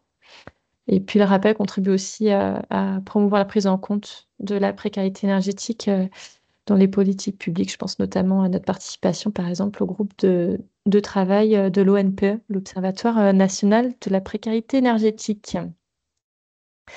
Donc, je vais vous présenter quelques actions concrètes du rappel, notamment ce dont vous pourriez bénéficier aussi en tant que membre si vous rejoignez le réseau. Donc tout d'abord, on envoie une newsletter une fois par mois. L'idée pour nous, c'est de faire vraiment un point sur toutes les dernières actus. C'est de tenir vraiment à jour les actualités en lien avec la précarité énergétique. On en profite aussi pour partager des retours d'expérience de certains territoires, partager certains outils, les dernières études, les derniers rapports, par exemple, rapport de la Fondation Abbé Pierre sur les bouilleurs thermiques. Là, on va partager le rapport du baromètre Info Énergie, par exemple. On sait que c'est assez apprécié, cette newsletter très complète, assez fournie. On organise aussi régulièrement des webinaires tous les 2-3 mois. Donc, quelques exemples de webinaires. Dans les derniers, on a fait intervenir, par exemple, l'ONPE pour présenter leur dernier tableau de bord avec les derniers chiffres de la précarité énergétique. En tout dernier webinaire, on a présenté le projet Watt Solidaire. Donc, ils ont pu nous expliquer comment, grâce à leur programme, comment financer le reste à charge des programmes des projets de rénovation énergétique grâce à l'installation, par exemple, de photovoltaïque. Donc, si ça vous intéresse, vous pouvez retrouver tous ces webinaires sur notre site internet puisqu'ils sont tous enregistrés. Donc, en intégrant aussi le réseau rappel, vous intégrez une liste de discussion, liste d'échanges. Donc, il y a beaucoup de membres qui sont inscrits, plus de 1000 personnes. Donc, en général, quand il y a une question, il y a souvent une réponse qui est apportée par les membres. Et parfois, on part de là aussi de certaines réponses apportées pour en faire une fiche de synthèse qu'on va partager plus largement, notamment via la newsletter. Donc, on a un site internet qui est un peu un grand centre de ressources. Vous trouverez tout un tas d'informations, de guides, d'outils, toutes les dernières actualités. Donc, je vous invite à y jeter un œil. Dans les outils, par exemple, ça, je parlais des outils, mais plus concrètement, par exemple, on a fait une fiche sur les outils ludiques pour sensibiliser le grand public aux économies d'énergie. Et ça, par exemple, ça a été initié par une membre du rappel à partir des échanges faits sur la liste de discussion et on a voilà, un petit peu remis en forme pour partager ça plus largement. Bon, vous pourrez retrouver aussi le dernier guide de l'ONPE sur l'accompagnement des copropriétés en difficulté, où on a aussi relayé le guide Slim sur la création de fonds d'aide aux petits travaux. Donc voilà, c'est vraiment très très fourni, donc n'hésitez pas à y faire un tour. On anime également une fois par an un groupe de travail, donc groupe de travail ouvert aux membres qui souhaitent y participer. Donc les sujets vont varier en fonction des problématiques aussi rencontrées sur le moment. Cette année, on a travaillé sur des problématiques rencontrées sur l'envoi de listes de ménages en impayés. Donc, sachant qu'il y a une obligation des fournisseurs d'énergie à envoyer la liste des ménages en impayés aux services sociaux, le CCS et services sociaux des départements. Et il y avait des difficultés pour exploiter en fait ces fichiers-là du fait de leur format et aussi des informations qu'on pouvait y trouver. Donc, on a créé ce groupe de travail, on s'est retrouvé plusieurs fois avec des acteurs vraiment de terrain, de services sociaux, pour voir comment faire évoluer les pratiques, comment faire en sorte à ce que ça puisse devenir vraiment un outil efficace de repérage de ménages en précarité énergétique. Donc, le groupe a été à l'initiative d'un document de préconisation pour faire évoluer ces fichiers-là, que ce soit dans le fond, dans la forme, ce qu'on a pu après faire remonter aux partenaires notamment de l'ONPE. Donc, il y a vraiment des productions faites, des coproductions faites par les membres et qui servent aussi à un plus grand nombre. Et puis, on anime aussi des ateliers d'exploration. L'idée, c'est d'aller explorer le sujet de la précarité énergétique, mais sous un certain angle. Donc, par exemple, cette année, on a voulu explorer les liens entre précarité énergétique logement et précarité mobilité. Et l'année dernière, on allait creuser le sujet de l'impact de la précarité énergétique sur la santé mentale, parce que c'est davantage documenté sur la question de la santé physique, mais là, l'idée, c'était d'aller explorer un petit peu plus loin les impacts sur la santé mentale. Donc, on participe également, comme je le disais tout à l'heure, à des groupes de travail, groupes de travail de l'ONPE, par exemple. Voilà, on répond à diverses sollicitations, on anime des ateliers, que ce soit rencontre de l'ANA, colloque de l'ONPE, et on répond aux multiples sollicitations des membres, mais aussi en dehors. Et puis, un des temps forts du réseau Rappel, c'est la rencontre annuelle, donc qui se fait une fois par an sur Paris. On se retrouve donc à peu près 160 participants qui viennent de partout en France. Et l'idée, c'est vraiment d'avoir une journée complète avec à la fois l'information sur des plénières, mais aussi des ateliers participatifs. C'est vraiment des temps qui sont très appréciés par les membres, qui permettent voilà, aux membres d'échanger, de se rencontrer, de partager leurs problématiques. Et donc là, spécifiquement cette année, un petit aperçu de ce qu'on a fait lors de cette rencontre-là. On a animé une table ronde sur les actualités en faisant intervenir des partenaires variés, type ONPE, ANA. On avait également Valorem, Secours catholique ou encore la Fondation Abbé Pierre. D'autres partenaires aussi, Enercop, EDF aussi, qui sont venus partager leur soutien au réseau. Et donc cette année encore, on a fait une plénière. On fait intervenir des chercheurs, sociologues. Donc cette année, on a fait intervenir une sociologue, sachant que c'est vraiment très apprécié ce regard du point de vue de la sociologie sur la précarité énergétique.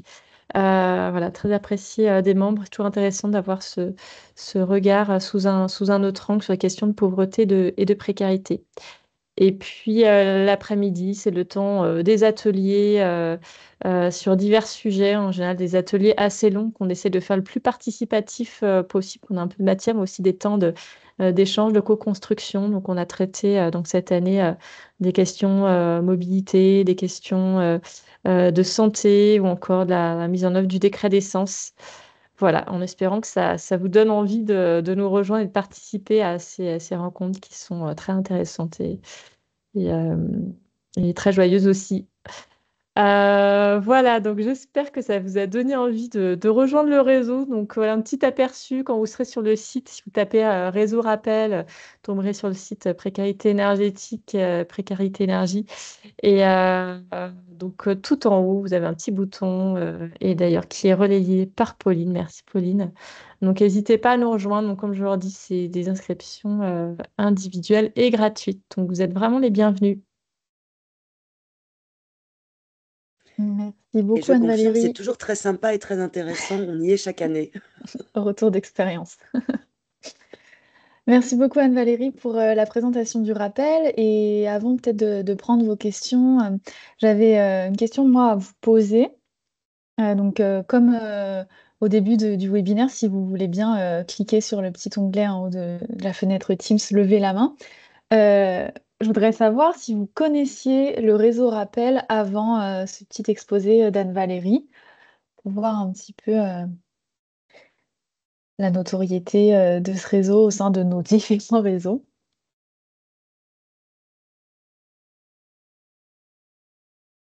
Et ça marche. Et alors, merci, vous pouvez baisser la main en cliquant au même endroit.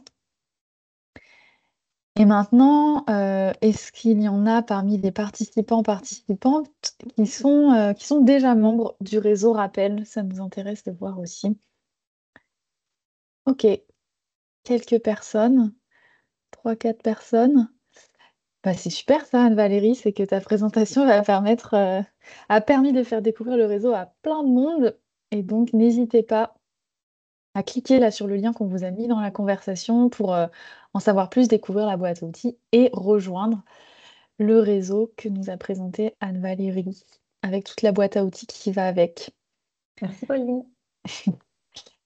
Alors, maintenant, on est rendu au temps du webinaire où on va pouvoir reposer des questions à tous les intervenants, que ce soit à Laurent si vous avez des questions sur l'expérience présentée côté Malonnais, à Hélène ou Sylvain pour le Centre Bretagne, ou à Anne-Valérie si vous avez d'autres questions sur le rappel. Donc, je ne sais pas si Charlotte, tu as relevé des questions directement dans le chat. Oui, on m'a rappelé que j'étais passée à côté d'une question pour Laurent Parfait, vas-y. sur le coût du partenariat avec la Poste sur l'action d'aller vers là, que vous avez mis en place avant l'intervention du CCAS. Je vous dis ça de mémoire, on est autour de 15 000 euros. Ok. Mais Merci. cette action fait partie des dépenses qui sont finançables dans le cadre du SLIM. Ce sont des dépenses d'animation et elles peuvent bénéficier du soutien du dispositif SLIM. C'est ce qui a été fait pour Malonnais. Audrey pourra le confirmer.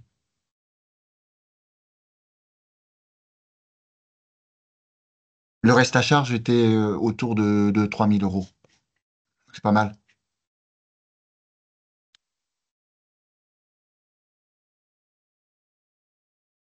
Et Mélanie s'interroge savoir si vous êtes satisfait de cette action et de ce partenariat. Oui, avec on la a, Poste. on a été même pris de court et assez surpris par le succès de cette opération-là. Très clairement, on ne s'était pas attendu à un tel volume en termes de demande d'accompagnement. Et on a un peu couru après pour organiser des niveaux de réponse satisfaisants en fonction des situations vécues par les ménages. On s'est réparti le travail entre l'opérateur ANA sur la métropole, l'Alterne et puis le CCAS de Malonnais. Sur les 250 personnes qui s'étaient manifestées, on a fait des réunions publiques parce que des rendez-vous individuels avec tout le monde, c'était juste pas possible de le faire. Mais on a fait des réunions publiques qui ont occasionné, avec une sorte de speed dating, dans la foulée des réunions publiques, pour les ménages qui étaient les plus motivés pour y aller, puisqu'on a fait une présentation des enjeux. Et derrière, ça s'est étalé sur près de 6 mois d'accompagnement. On a demandé, pour rien vous cacher, on a demandé un retour au niveau de la métropole. Nous n'avons pas encore réussi à obtenir pour voir un peu les résultats des accompagnements que eux avaient pris en charge. Mais ça a été un succès très important. Évidemment, on ne touchait pas que des personnes concernées par les questions de précarité énergétique, mais pour le coup, nous sommes allés, de notre point de vue, nous sommes allés chercher, je crois que c'est une trentaine de foyers qu'on a identifiés en très très modeste grâce à cette opération-là. Ça justifie donc, ça la justifie, et je ne compte pas les centaines d'autres ménages qui ont vraisemblablement réfléchi, voire engagé un certain nombre de travaux pour leur habitat. Est-ce que c'est une prestation courante de la part de la Poste? Est-ce qu'on peut la retrouver ailleurs facilement? C'est au Oui, catalogue? alors c'est un dispositif qui s'appelle Action Habitat, qui peut concerner la précarité énergétique, mais aussi d'autres sujets, le besoin en portage de repas à domicile, le besoin en soins à domicile, etc. Et donc, en fait, c'est un petit peu à la carte. La collectivité qui le souhaite contacte la Poste. Alors, j'avoue que je ne sais pas bien par quel biais. Mais ils doivent forcément avoir sur leur site internet un truc Action Habitat. Nous, on est en rapport avec des commerciaux qui vont au-devant des collectivités pour parler d'Action Habitat. Donc, éventuellement, vos demandes, peut-être on peut les relayer, hein, c'est pas exclu. Et effectivement, pour confirmer ce que tu disais, Laurent, en gros, en moyenne, on est sur 20 000 euros pour une collectivité locale qui souhaite toucher de l'ordre de 5 000 habitants. Et sur ces 20 000 euros-là, le programme SLIM en prend en charge la moitié, puisque ça fait partie de l'animation et de la communication dans le cadre du SLIM. Voilà, donc ça s'appelle Action Habitat, et je pense que sur Internet, voilà, il doit y avoir une page dédiée à cette action sur le site du groupe La Poste.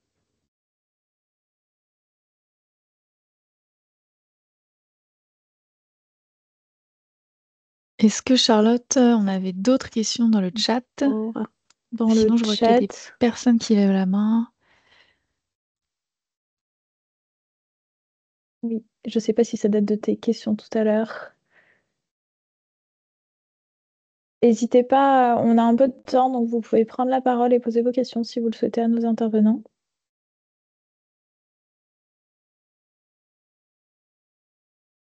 Est-ce que Christine Fraleux qui lève la main, est-ce que vous souhaiteriez intervenir? Poser une question? Non, c'était peut-être par rapport au quiz de tout à l'heure, cette main levée. Et après, on a une personne CS, il n'y a pas le nom, le prénom qui est affiché. Si vous voulez prendre la parole, vous pouvez poser votre question. Peut-être une question. Alors, j'entends pas très bien. Alors, non, c'est Valérie Rombini qui essaye de parler, Oui. moi vous entend C'est mieux là? Très faiblement. On vous C'est entend, très mais très faible. faiblement. Je sais pas pourquoi. Ah, c'est un peu mieux. Mieux là? Bon, je me rapproche de mon Oui. ordinateur. Oui, vous disiez qu'en fait, tous ces dispositifs, ce ne peut être qu'à l'initiative, ils étaient orientés vers les collectivités locales, territoriales. C'est dommage parce qu'au niveau local, il y a des associations qui pourraient en fait s'emparer de ce problème de précarité énergétique. Et en fait, nous, au Secours catholique, on passe plus de temps à régler des factures personnes qui surconsommation parce qu'ils vivent dans des passoires thermiques, alors que cet argent pourrait servir à la rénovation énergétique de leur logement. En fait, c'est de l'argent, des aides, mais c'est actuel. En fait, si on pouvait s'emparer de ce sujet, ce serait bien, c'est-à-dire que on pourrait les aider, mais à rénover, à les aider à participer à la rénovation de leur logement plutôt qu'au règlement de leurs factures. Est-ce que ça vous, Alors, est-ce que vous êtes battu pour ça, pour est-ce que les associations ou puisse... Je vais répéter parce que je crois que tout le monde n'a pas entendu, on vous entendait très très bas. La question de Valérie, c'est de savoir, enfin, elle pointait du doigt que c'est dommage que le SLIM s'adresse pas à des associations parce que elle, au Secours catholique, ils passent leur temps à régler les factures plutôt que cet argent puisse servir aux travaux de rénovation. Donc la question c'était pourquoi, est-ce que ça avait été envisagé et pourquoi ce choix de soutenir les collectivités uniquement? Alors, je vais refiler la patate chaude au ministère. Nous, on aurait souhaité, évidemment, que les associations puissent porter des programmes SLIM.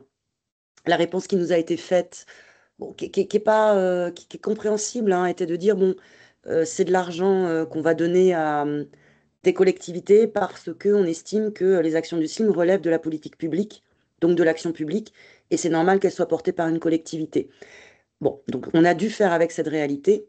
Derrière la réalité, l'autre réalité, c'est que dans un certain nombre de cas, on a des collectivités qui portent le dispositif SLIM, mais qui finalement délèguent tout ou partie de l'animation et des actions aux associations de leur territoire. ALEC, Opérateur Habitat, ça peut être Compagnon Bâtisseur, c'est à géométrie variable. Un autre élément de réponse, c'est de dire que quand même, et c'est des arguments qu'on porte au niveau national maintenant qu'on a les résultats, une action SLIM, elle permet, donc comme je le disais tout à l'heure, d'orienter les ménages vers les bonnes solutions.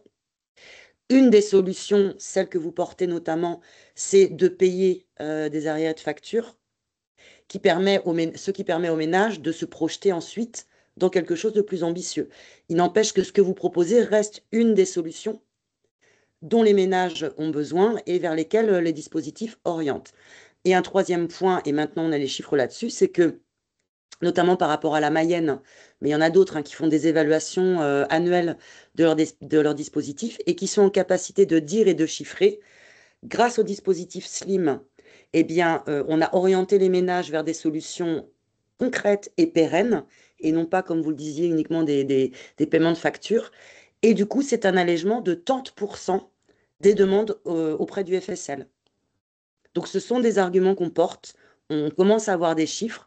Je pense que ce sont des arguments entendables, mais qui ne permettront pas, en tout cas tout de suite, de mandater directement des associations pour porter un dispositif SLIM.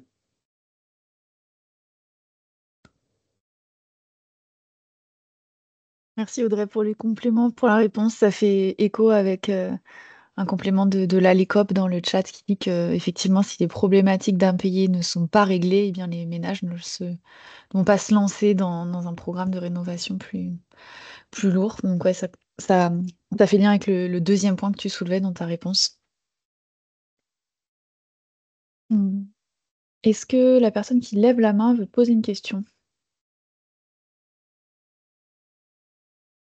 Non. Ok. Est-ce qu'il y a d'autres personnes qui voudraient réagir? Ah oui. Franck?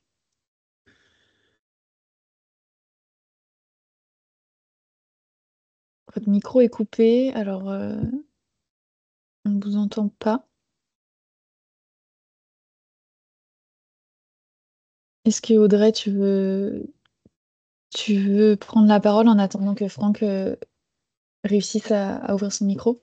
Je Merci. veux bien, merci. J'avais une question bon, qui n'est pas très agréable, mais que beaucoup de collectivités se posent quant à la pérennité des différentes actions qui nous ont été proposées.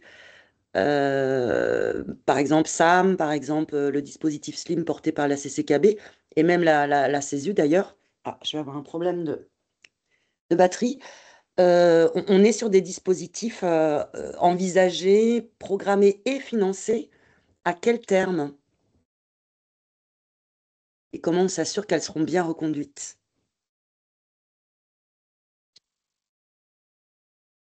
Je peux répondre. Euh,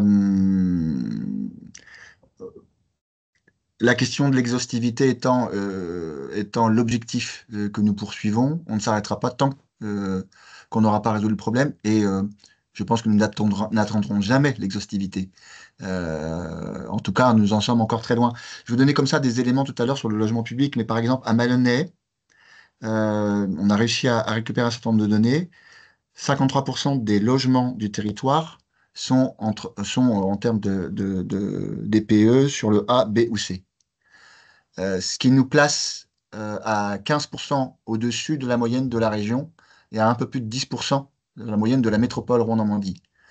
Ça veut dire qu'il y a encore, allez, puisque si on essaye d'être réaliste, il y a encore un certain nombre de logements qui ne sont pas adaptés aux enjeux que j'ai décrits. Et donc, on a probablement, avec les situations que nous connaissons sur le plan économique, que nous allons connaître dans les années qui viennent, les nouvelles ne sont pas super bonnes, hein. Nous allons avoir un peu de boulot parce que très clairement, l'énergie va continuer à augmenter et les gens vont continuer à s'appauvrir.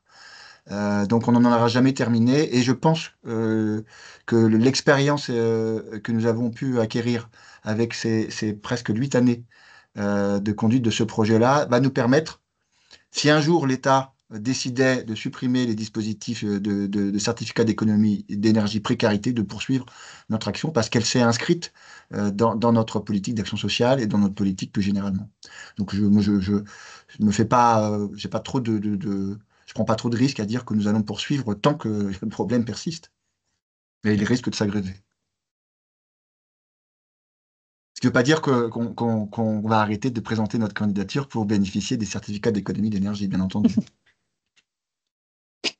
J'aurais essayé. Alors, Franck, qui n'arrivait pas à ouvrir son micro, nous a posé sa question directement dans le chat. Est-ce qu'il y a d'autres territoires ou collectivités qui auraient institué des tarifs sociaux sur leur production d'énergie électrique ou de chaleur? Et si oui, est-ce qu'il y a des contacts? Donc, si parmi les participants, participantes, vous avez des retours d'expérience à ce sujet, eh bien, n'hésitez pas à lever la main pour vous signaler, l'écrire dans le chat, nous envoyer un mail après ce webinaire pour peut-être qu'on puisse collecter ce type de retour d'expérience et les partager plus largement au sein du réseau TEPOS, voire du réseau Rappel. Moi, je peux vous Puisque... donner un élément de Ouais, réponse d'ores et vas-y, déjà, Laurent. mais par contre, je n'ai pas le contact directement, mais appelez Enerplan, puisque lors des dernières universités de l'autoconsommation collective d'Enerplan, il y avait eu un témoignage sur ce sujet-là. Et il y a Enercop aussi qui travaille ces questions-là, mais en tout cas, Enerplan a eu, à l'occasion des universités, un témoignage sur un tarif social. Ok, merci Laurent. On essaiera de retrouver ce témoignage-là pour le faire passer peut-être plus largement dans le réseau.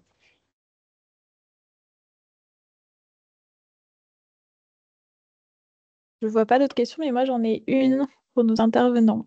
Vas-y, Charlotte. En ce moment, la transition à la vie dure, on sait qu'il y a un sujet d'acceptabilité des actions de transition. Et je voulais savoir si sur vos territoires, le fait de mener ces actions de lutte contre la précarité énergétique, ça renforce l'acceptabilité de la démarche globale du déploiement des énergies renouvelables ou de la démarche globale de transition. Est-ce que vous voyez ce type d'effet? Je suis interdit, Charlotte. Je ne sais pas quoi te répondre. Euh,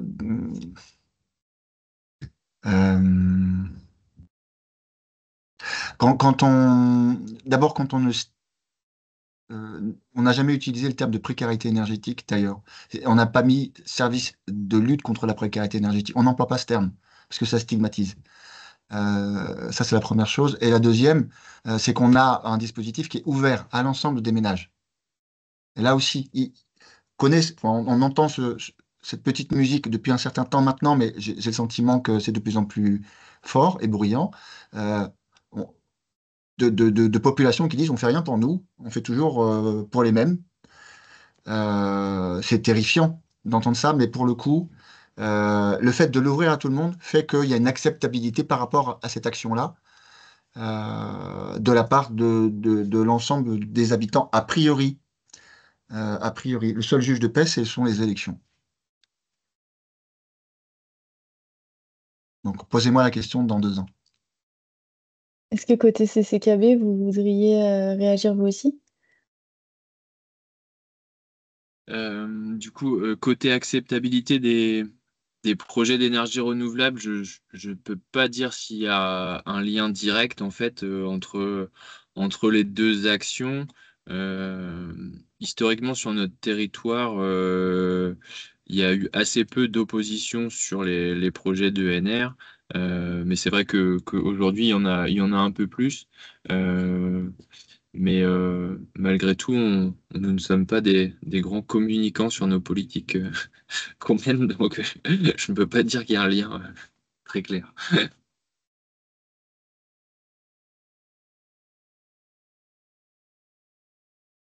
Merci. Je ne m'attendais pas à des chiffres, hein, je vous rassure. Je me doutais que ça allait. Il y avait une question dans le chat à laquelle Audrey a répondu, mais du coup, je peux peut-être le dire pour tout le monde. Est-ce que ces dispositifs s'appliquent aux questions d'accès à l'eau? J'imagine les tarifs sociaux, c'était ça dont il était question. Je suis pas sûre. Elles sont traitées par certaines collectivités SLIM, notamment en termes de pose d'équipements économes. Ah oui, alors tout dans la prise en compte. Est-ce que les questions d'eau sont prises en compte dans le SLIM? C'était ça la question. Oui, après, charge à la collectivité de décider si elle souhaite traiter également l'eau en parallèle à l'énergie, mais finalement, c'est tout à fait cohérent à chacune des étapes du SLIM, c'est-à-dire que quand on repère des ménages en impayés, notamment sur les fichiers FSL, c'est souvent des impayés d'eau et d'énergie, donc de fait, on traite l'eau. Sur la deuxième étape du DST, quitte à regarder les factures et l'état du logement, on va regarder effectivement la question de l'eau. On va poser des équipements, parce que ça, j'en ai pas parlé, mais lors de la visite à domicile, dans le cadre du programme SLIM, on pose à domicile, on pose ou on fournit un certain nombre d'équipements économes. Donc, ça peut être énergie et eau de fait. Et sur la troisième étape, orientation, accompagnement, évidemment, si on accompagne un ménage sur ces questions énergétiques, on peut tout à fait l'orienter vers des solutions qui vont régler ses problèmes liés à l'eau. Donc, par nature, le programme inclut les questions d'eau. De manière opérationnelle, ça dépend des collectivités.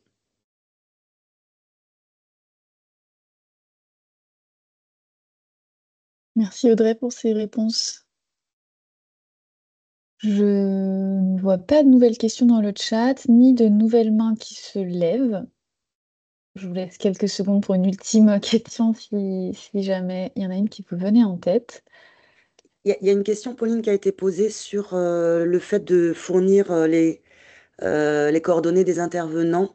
Et du coup, je me pose la question de l'envoi du PowerPoint aux participants. Je ne sais plus comment on avait prévu ça. Alors, on va mettre à disposition sur le centre de ressources du réseau Clair la vidéo replay et le support. Et on rappelle dans le descriptif qui étaient les intervenants et intervenantes. Donc, vous pourrez retrouver ces informations-là. On diffusera. Vous pouvez visiter le centre de ressources du Clair. Ce sera en ligne dans quelques jours, semaines au plus tard. Et sinon, on le diffuse régulièrement la mise en ligne de replay dans la newsletter TEPOS. Merci. Eh bien, avant de conclure, on a une dernière question pour Laurent qui est apparue dans le chat de la part de Loïc. Comment abordez-vous le problème de la détection des ménages les plus en difficulté, qui sont le plus souvent les plus éloignés de la vie sociale de la commune? Je pense que c'est là tout l'enjeu du coup du SLIM, de détecter ces ménages-là. C'est la première question qu'on s'est posée et elle reste ouverte, cette question, mais sur la question sur l'action sociale en général et sur l'intervention sociale.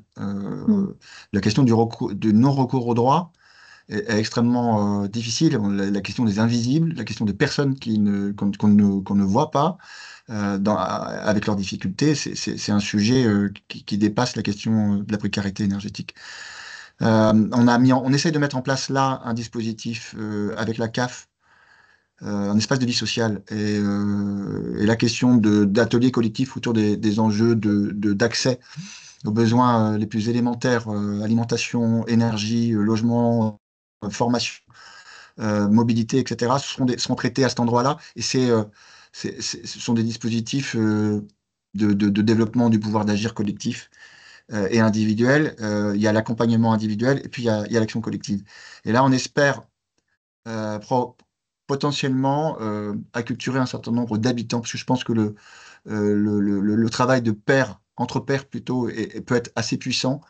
Et on se dit que demain, nous pourrions imaginer un dispositif SAM. Je me projette aller sur ces 2 ou 3 prochaines années à travailler avec un certain nombre de personnes, notamment des habitants. J'ai pas encore vu, moi, de dispositif type en visio ou de table ronde sur les questions de précarité énergétique. Euh, des personnes témoigner directement. On le voit à la télé quand il y a des sujets, on le voit dans des publications, mais question pourrait être, est-ce qu'un jour on pourrait entendre ces personnes-là témoigner de leur parcours, de leurs difficultés, et comment on pourrait en faire des ambassadeurs auprès des autres. Après, la question du lien social étant très problématique pour ces personnes, c'est difficile d'aller par capillarité aller chercher les autres ménages qui sont dans les mêmes difficultés. Mais c'est un vrai sujet Ok. pour tout ce que nous proposons en général dans toutes les politiques publiques. J'ai pas la réponse. Il faut communiquer, il faut expliquer. Il faut pas hésiter à mettre sur le devant, en termes de communication, ce sujet-là. Mm. Je pense que le problème pour beaucoup de collectivités, c'est peut-être d'assumer, de les mettre en évidence parce que ça met en lumière aussi leurs difficultés. J'en profite pour faire un lien avec un travail qui vient de sortir là du côté du Slim. S'il y a une de mes collègues qui peut trouver le lien pour le mettre dans le chat d'ici là, c'est une exposition sous forme de bande dessinée. C'est un livret qui s'inspire de 4 parcours de ménages qui ont été accompagnés par le Slim. Donc c'est vraiment des histoires vraies en fait qui ont été mises en récit dans une petite bande dessinée pour montrer leur parcours. Donc ça peut contribuer à ce que tu évoquais, Laurent, de ce besoin de communiquer sur ces parcours-là qui sont assez invisibilisés de la vie sociale en général. Et donc, c'est une expo qu'on peut télécharger. Il y a tous les documents sur le site du Slim, soit en mode PDF, soit même avec des fichiers sources pour en faire des grands affichages dans des espaces d'exposition dans vos collectivités. Alors, je vois que Sylvain, tu lèves la main.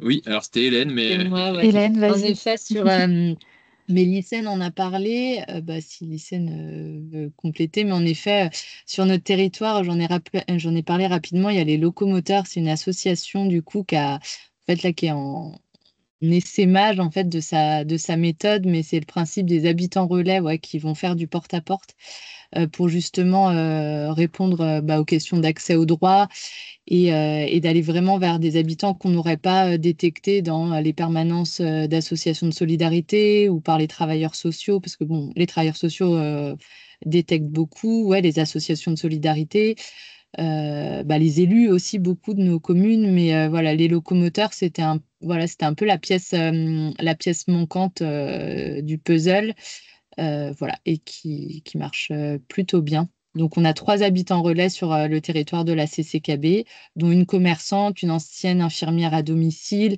et la dernière personne, je ne sais plus ce qu'elle fait. Mais voilà, ils ont une liste d'adresses et ils vont faire du porte-à-porte et ils sont plutôt bien reçus, quoi. Et derrière, ils envoient quand c'est adapté, les gens vers le Slim, quoi. Ok, merci pour ce retour d'expérience qui peut faire En, une bonne piste pour le repérage. en complément sur Charlotte, ouais. le repérage, Anne-Valérie nous disait dans le chat qu'une des actions qui a été évoquée aussi, c'est donc le transfert de listing des ménages en impayés qui sont envoyés par les fournisseurs d'énergie aux services sociaux. Donc c'est un moyen aussi d'avoir les infos. Je vous propose qu'on aille sur le temps de conclusion, comme il nous reste 3 minutes. Il y avait peut-être une dernière vas-y. question. Si vous étiez OK, avez-vous connaissance du territoire ayant mis en place des dispositifs visant la division des logements trop grands? C'est vrai que si vous avez connaissance, peut-être manifestez-vous dans le chat aussi de ce genre d'expérience sur vos territoires ou des territoires voisins. Ça peut faire partie des infos qu'on capitalise et qu'on diffuse, qui peuvent inspirer d'autres. On a des exemples sur le partage parcellaire, les divisions parcellaires là avec NOMBI, mais sur les logements en soi, j'ai pas d'exemple en tout cas. Peut-être. Voilà, c'est bon pour moi. Ok, ça marche. Et on va passer au temps de conclusion avec Primo, un petit point agenda, puisqu'on va rassembler ici ce matin, c'est l'occasion de vous parler des prochains rendez-vous du réseau TEPOS. Donc Audrey va vous partager dans le chat les diverses publications, liens pour s'inscrire au webinaire que je vais évoquer si ça vous intéresse. On voulait d'abord vous parler de la dernière publication du réseau Clair de la collection Comprendre, qui fait 8 pages sur la thématique de la transition énergétique, une opportunité pour les territoires, dans lequel on va retrouver de nombreux témoignages, retours d'expérience de territoires membres du réseau TEPOS. Et puis, point de vue agenda, vous parlez aussi de 2 webinaires sur d'autres thématiques tout à fait différentes de celles d'aujourd'hui, mais voilà, ça peut aussi être des sujets qui préoccupent vos structures, vos territoires. Donc, on a un webinaire le 5 décembre qu'on organise avec d'autres partenaires sur le partage de la valeur sur les projets d'éolien offshore en France. Donc, vous avez le lien d'inscription dans le chat. Et puis, sur un autre sujet, le 9 décembre, on a un webinaire sur comment renouer des espaces de dialogue et d'échange entre les acteurs des énergies renouvelables et de la biodiversité. Si vous voulez passer à côté d'aucune future info, à savoir les nouvelles publis, les nouveaux webinaires, mais aussi des portraits de territoire, des partages d'expériences, etc., eh bien, je ne peux que vous inviter à vous inscrire à la newsletter TEPOS, qui est mensuelle. Vous avez le lien dans le chat pour vous inscrire. Et tant qu'on en est à la partie calendrier, j'en profite pour vous rappeler le webinaire qui a lieu le 5 décembre pour découvrir le programme SLIM dont parlait Audrey en introduction. Et puisque vous avez peut-être peur de vous ennuyer au mois de décembre, on a un autre webinaire dans les tuyaux sur un autre sujet. Là, c'est le réseau sobriété qui va aborder le 12 décembre le sujet des low-tech. Donc, vous pouvez aussi vous inscrire. N'hésitez pas à diffuser ces liens d'inscription autour de vous, à vos collègues qui pourraient être intéressés par ces différentes thématiques. J'en ai fini avec le point calendrier. Et il est midi, donc il me reste juste à vous remercier pour votre participation, pour vos questions, à remercier Laurent, Sylvain, Hélène, nos intervenants, intervenantes, et puis pour vous encourager toutes et tous à passer à l'acte en rejoignant les différents réseaux qui vous ont été présentés, et puis en enclenchant le levier de la lutte contre la précarité énergétique avec les différents témoignages qui vous ont été présentés ce matin, mais aussi avec toute la boîte à outils du réseau Rappel et de toutes les expériences que vous pourrez trouver en intégrant ces réseaux-là. Il y a forcément certaines qui vont faire écho à la réalité de votre territoire, à vos enjeux, à vos moyens, et qui seront donc adaptées. Pour vous lancer, n'hésitez pas à rejoindre nos réseaux aussi pour trouver de l'aide, du soutien, des retours d'expérience pour trouver des solutions qui seront adaptées à vos territoires. Merci à toutes et tous et donc rendez-vous pour le prochain webinaire TEPOS et avant ça, pour retrouver nos échanges en replay dans quelques jours sur le site, le centre de ressources du réseau Clair. Bon appétit et bonne journée à toutes et tous. Merci. Merci, au revoir. Merci.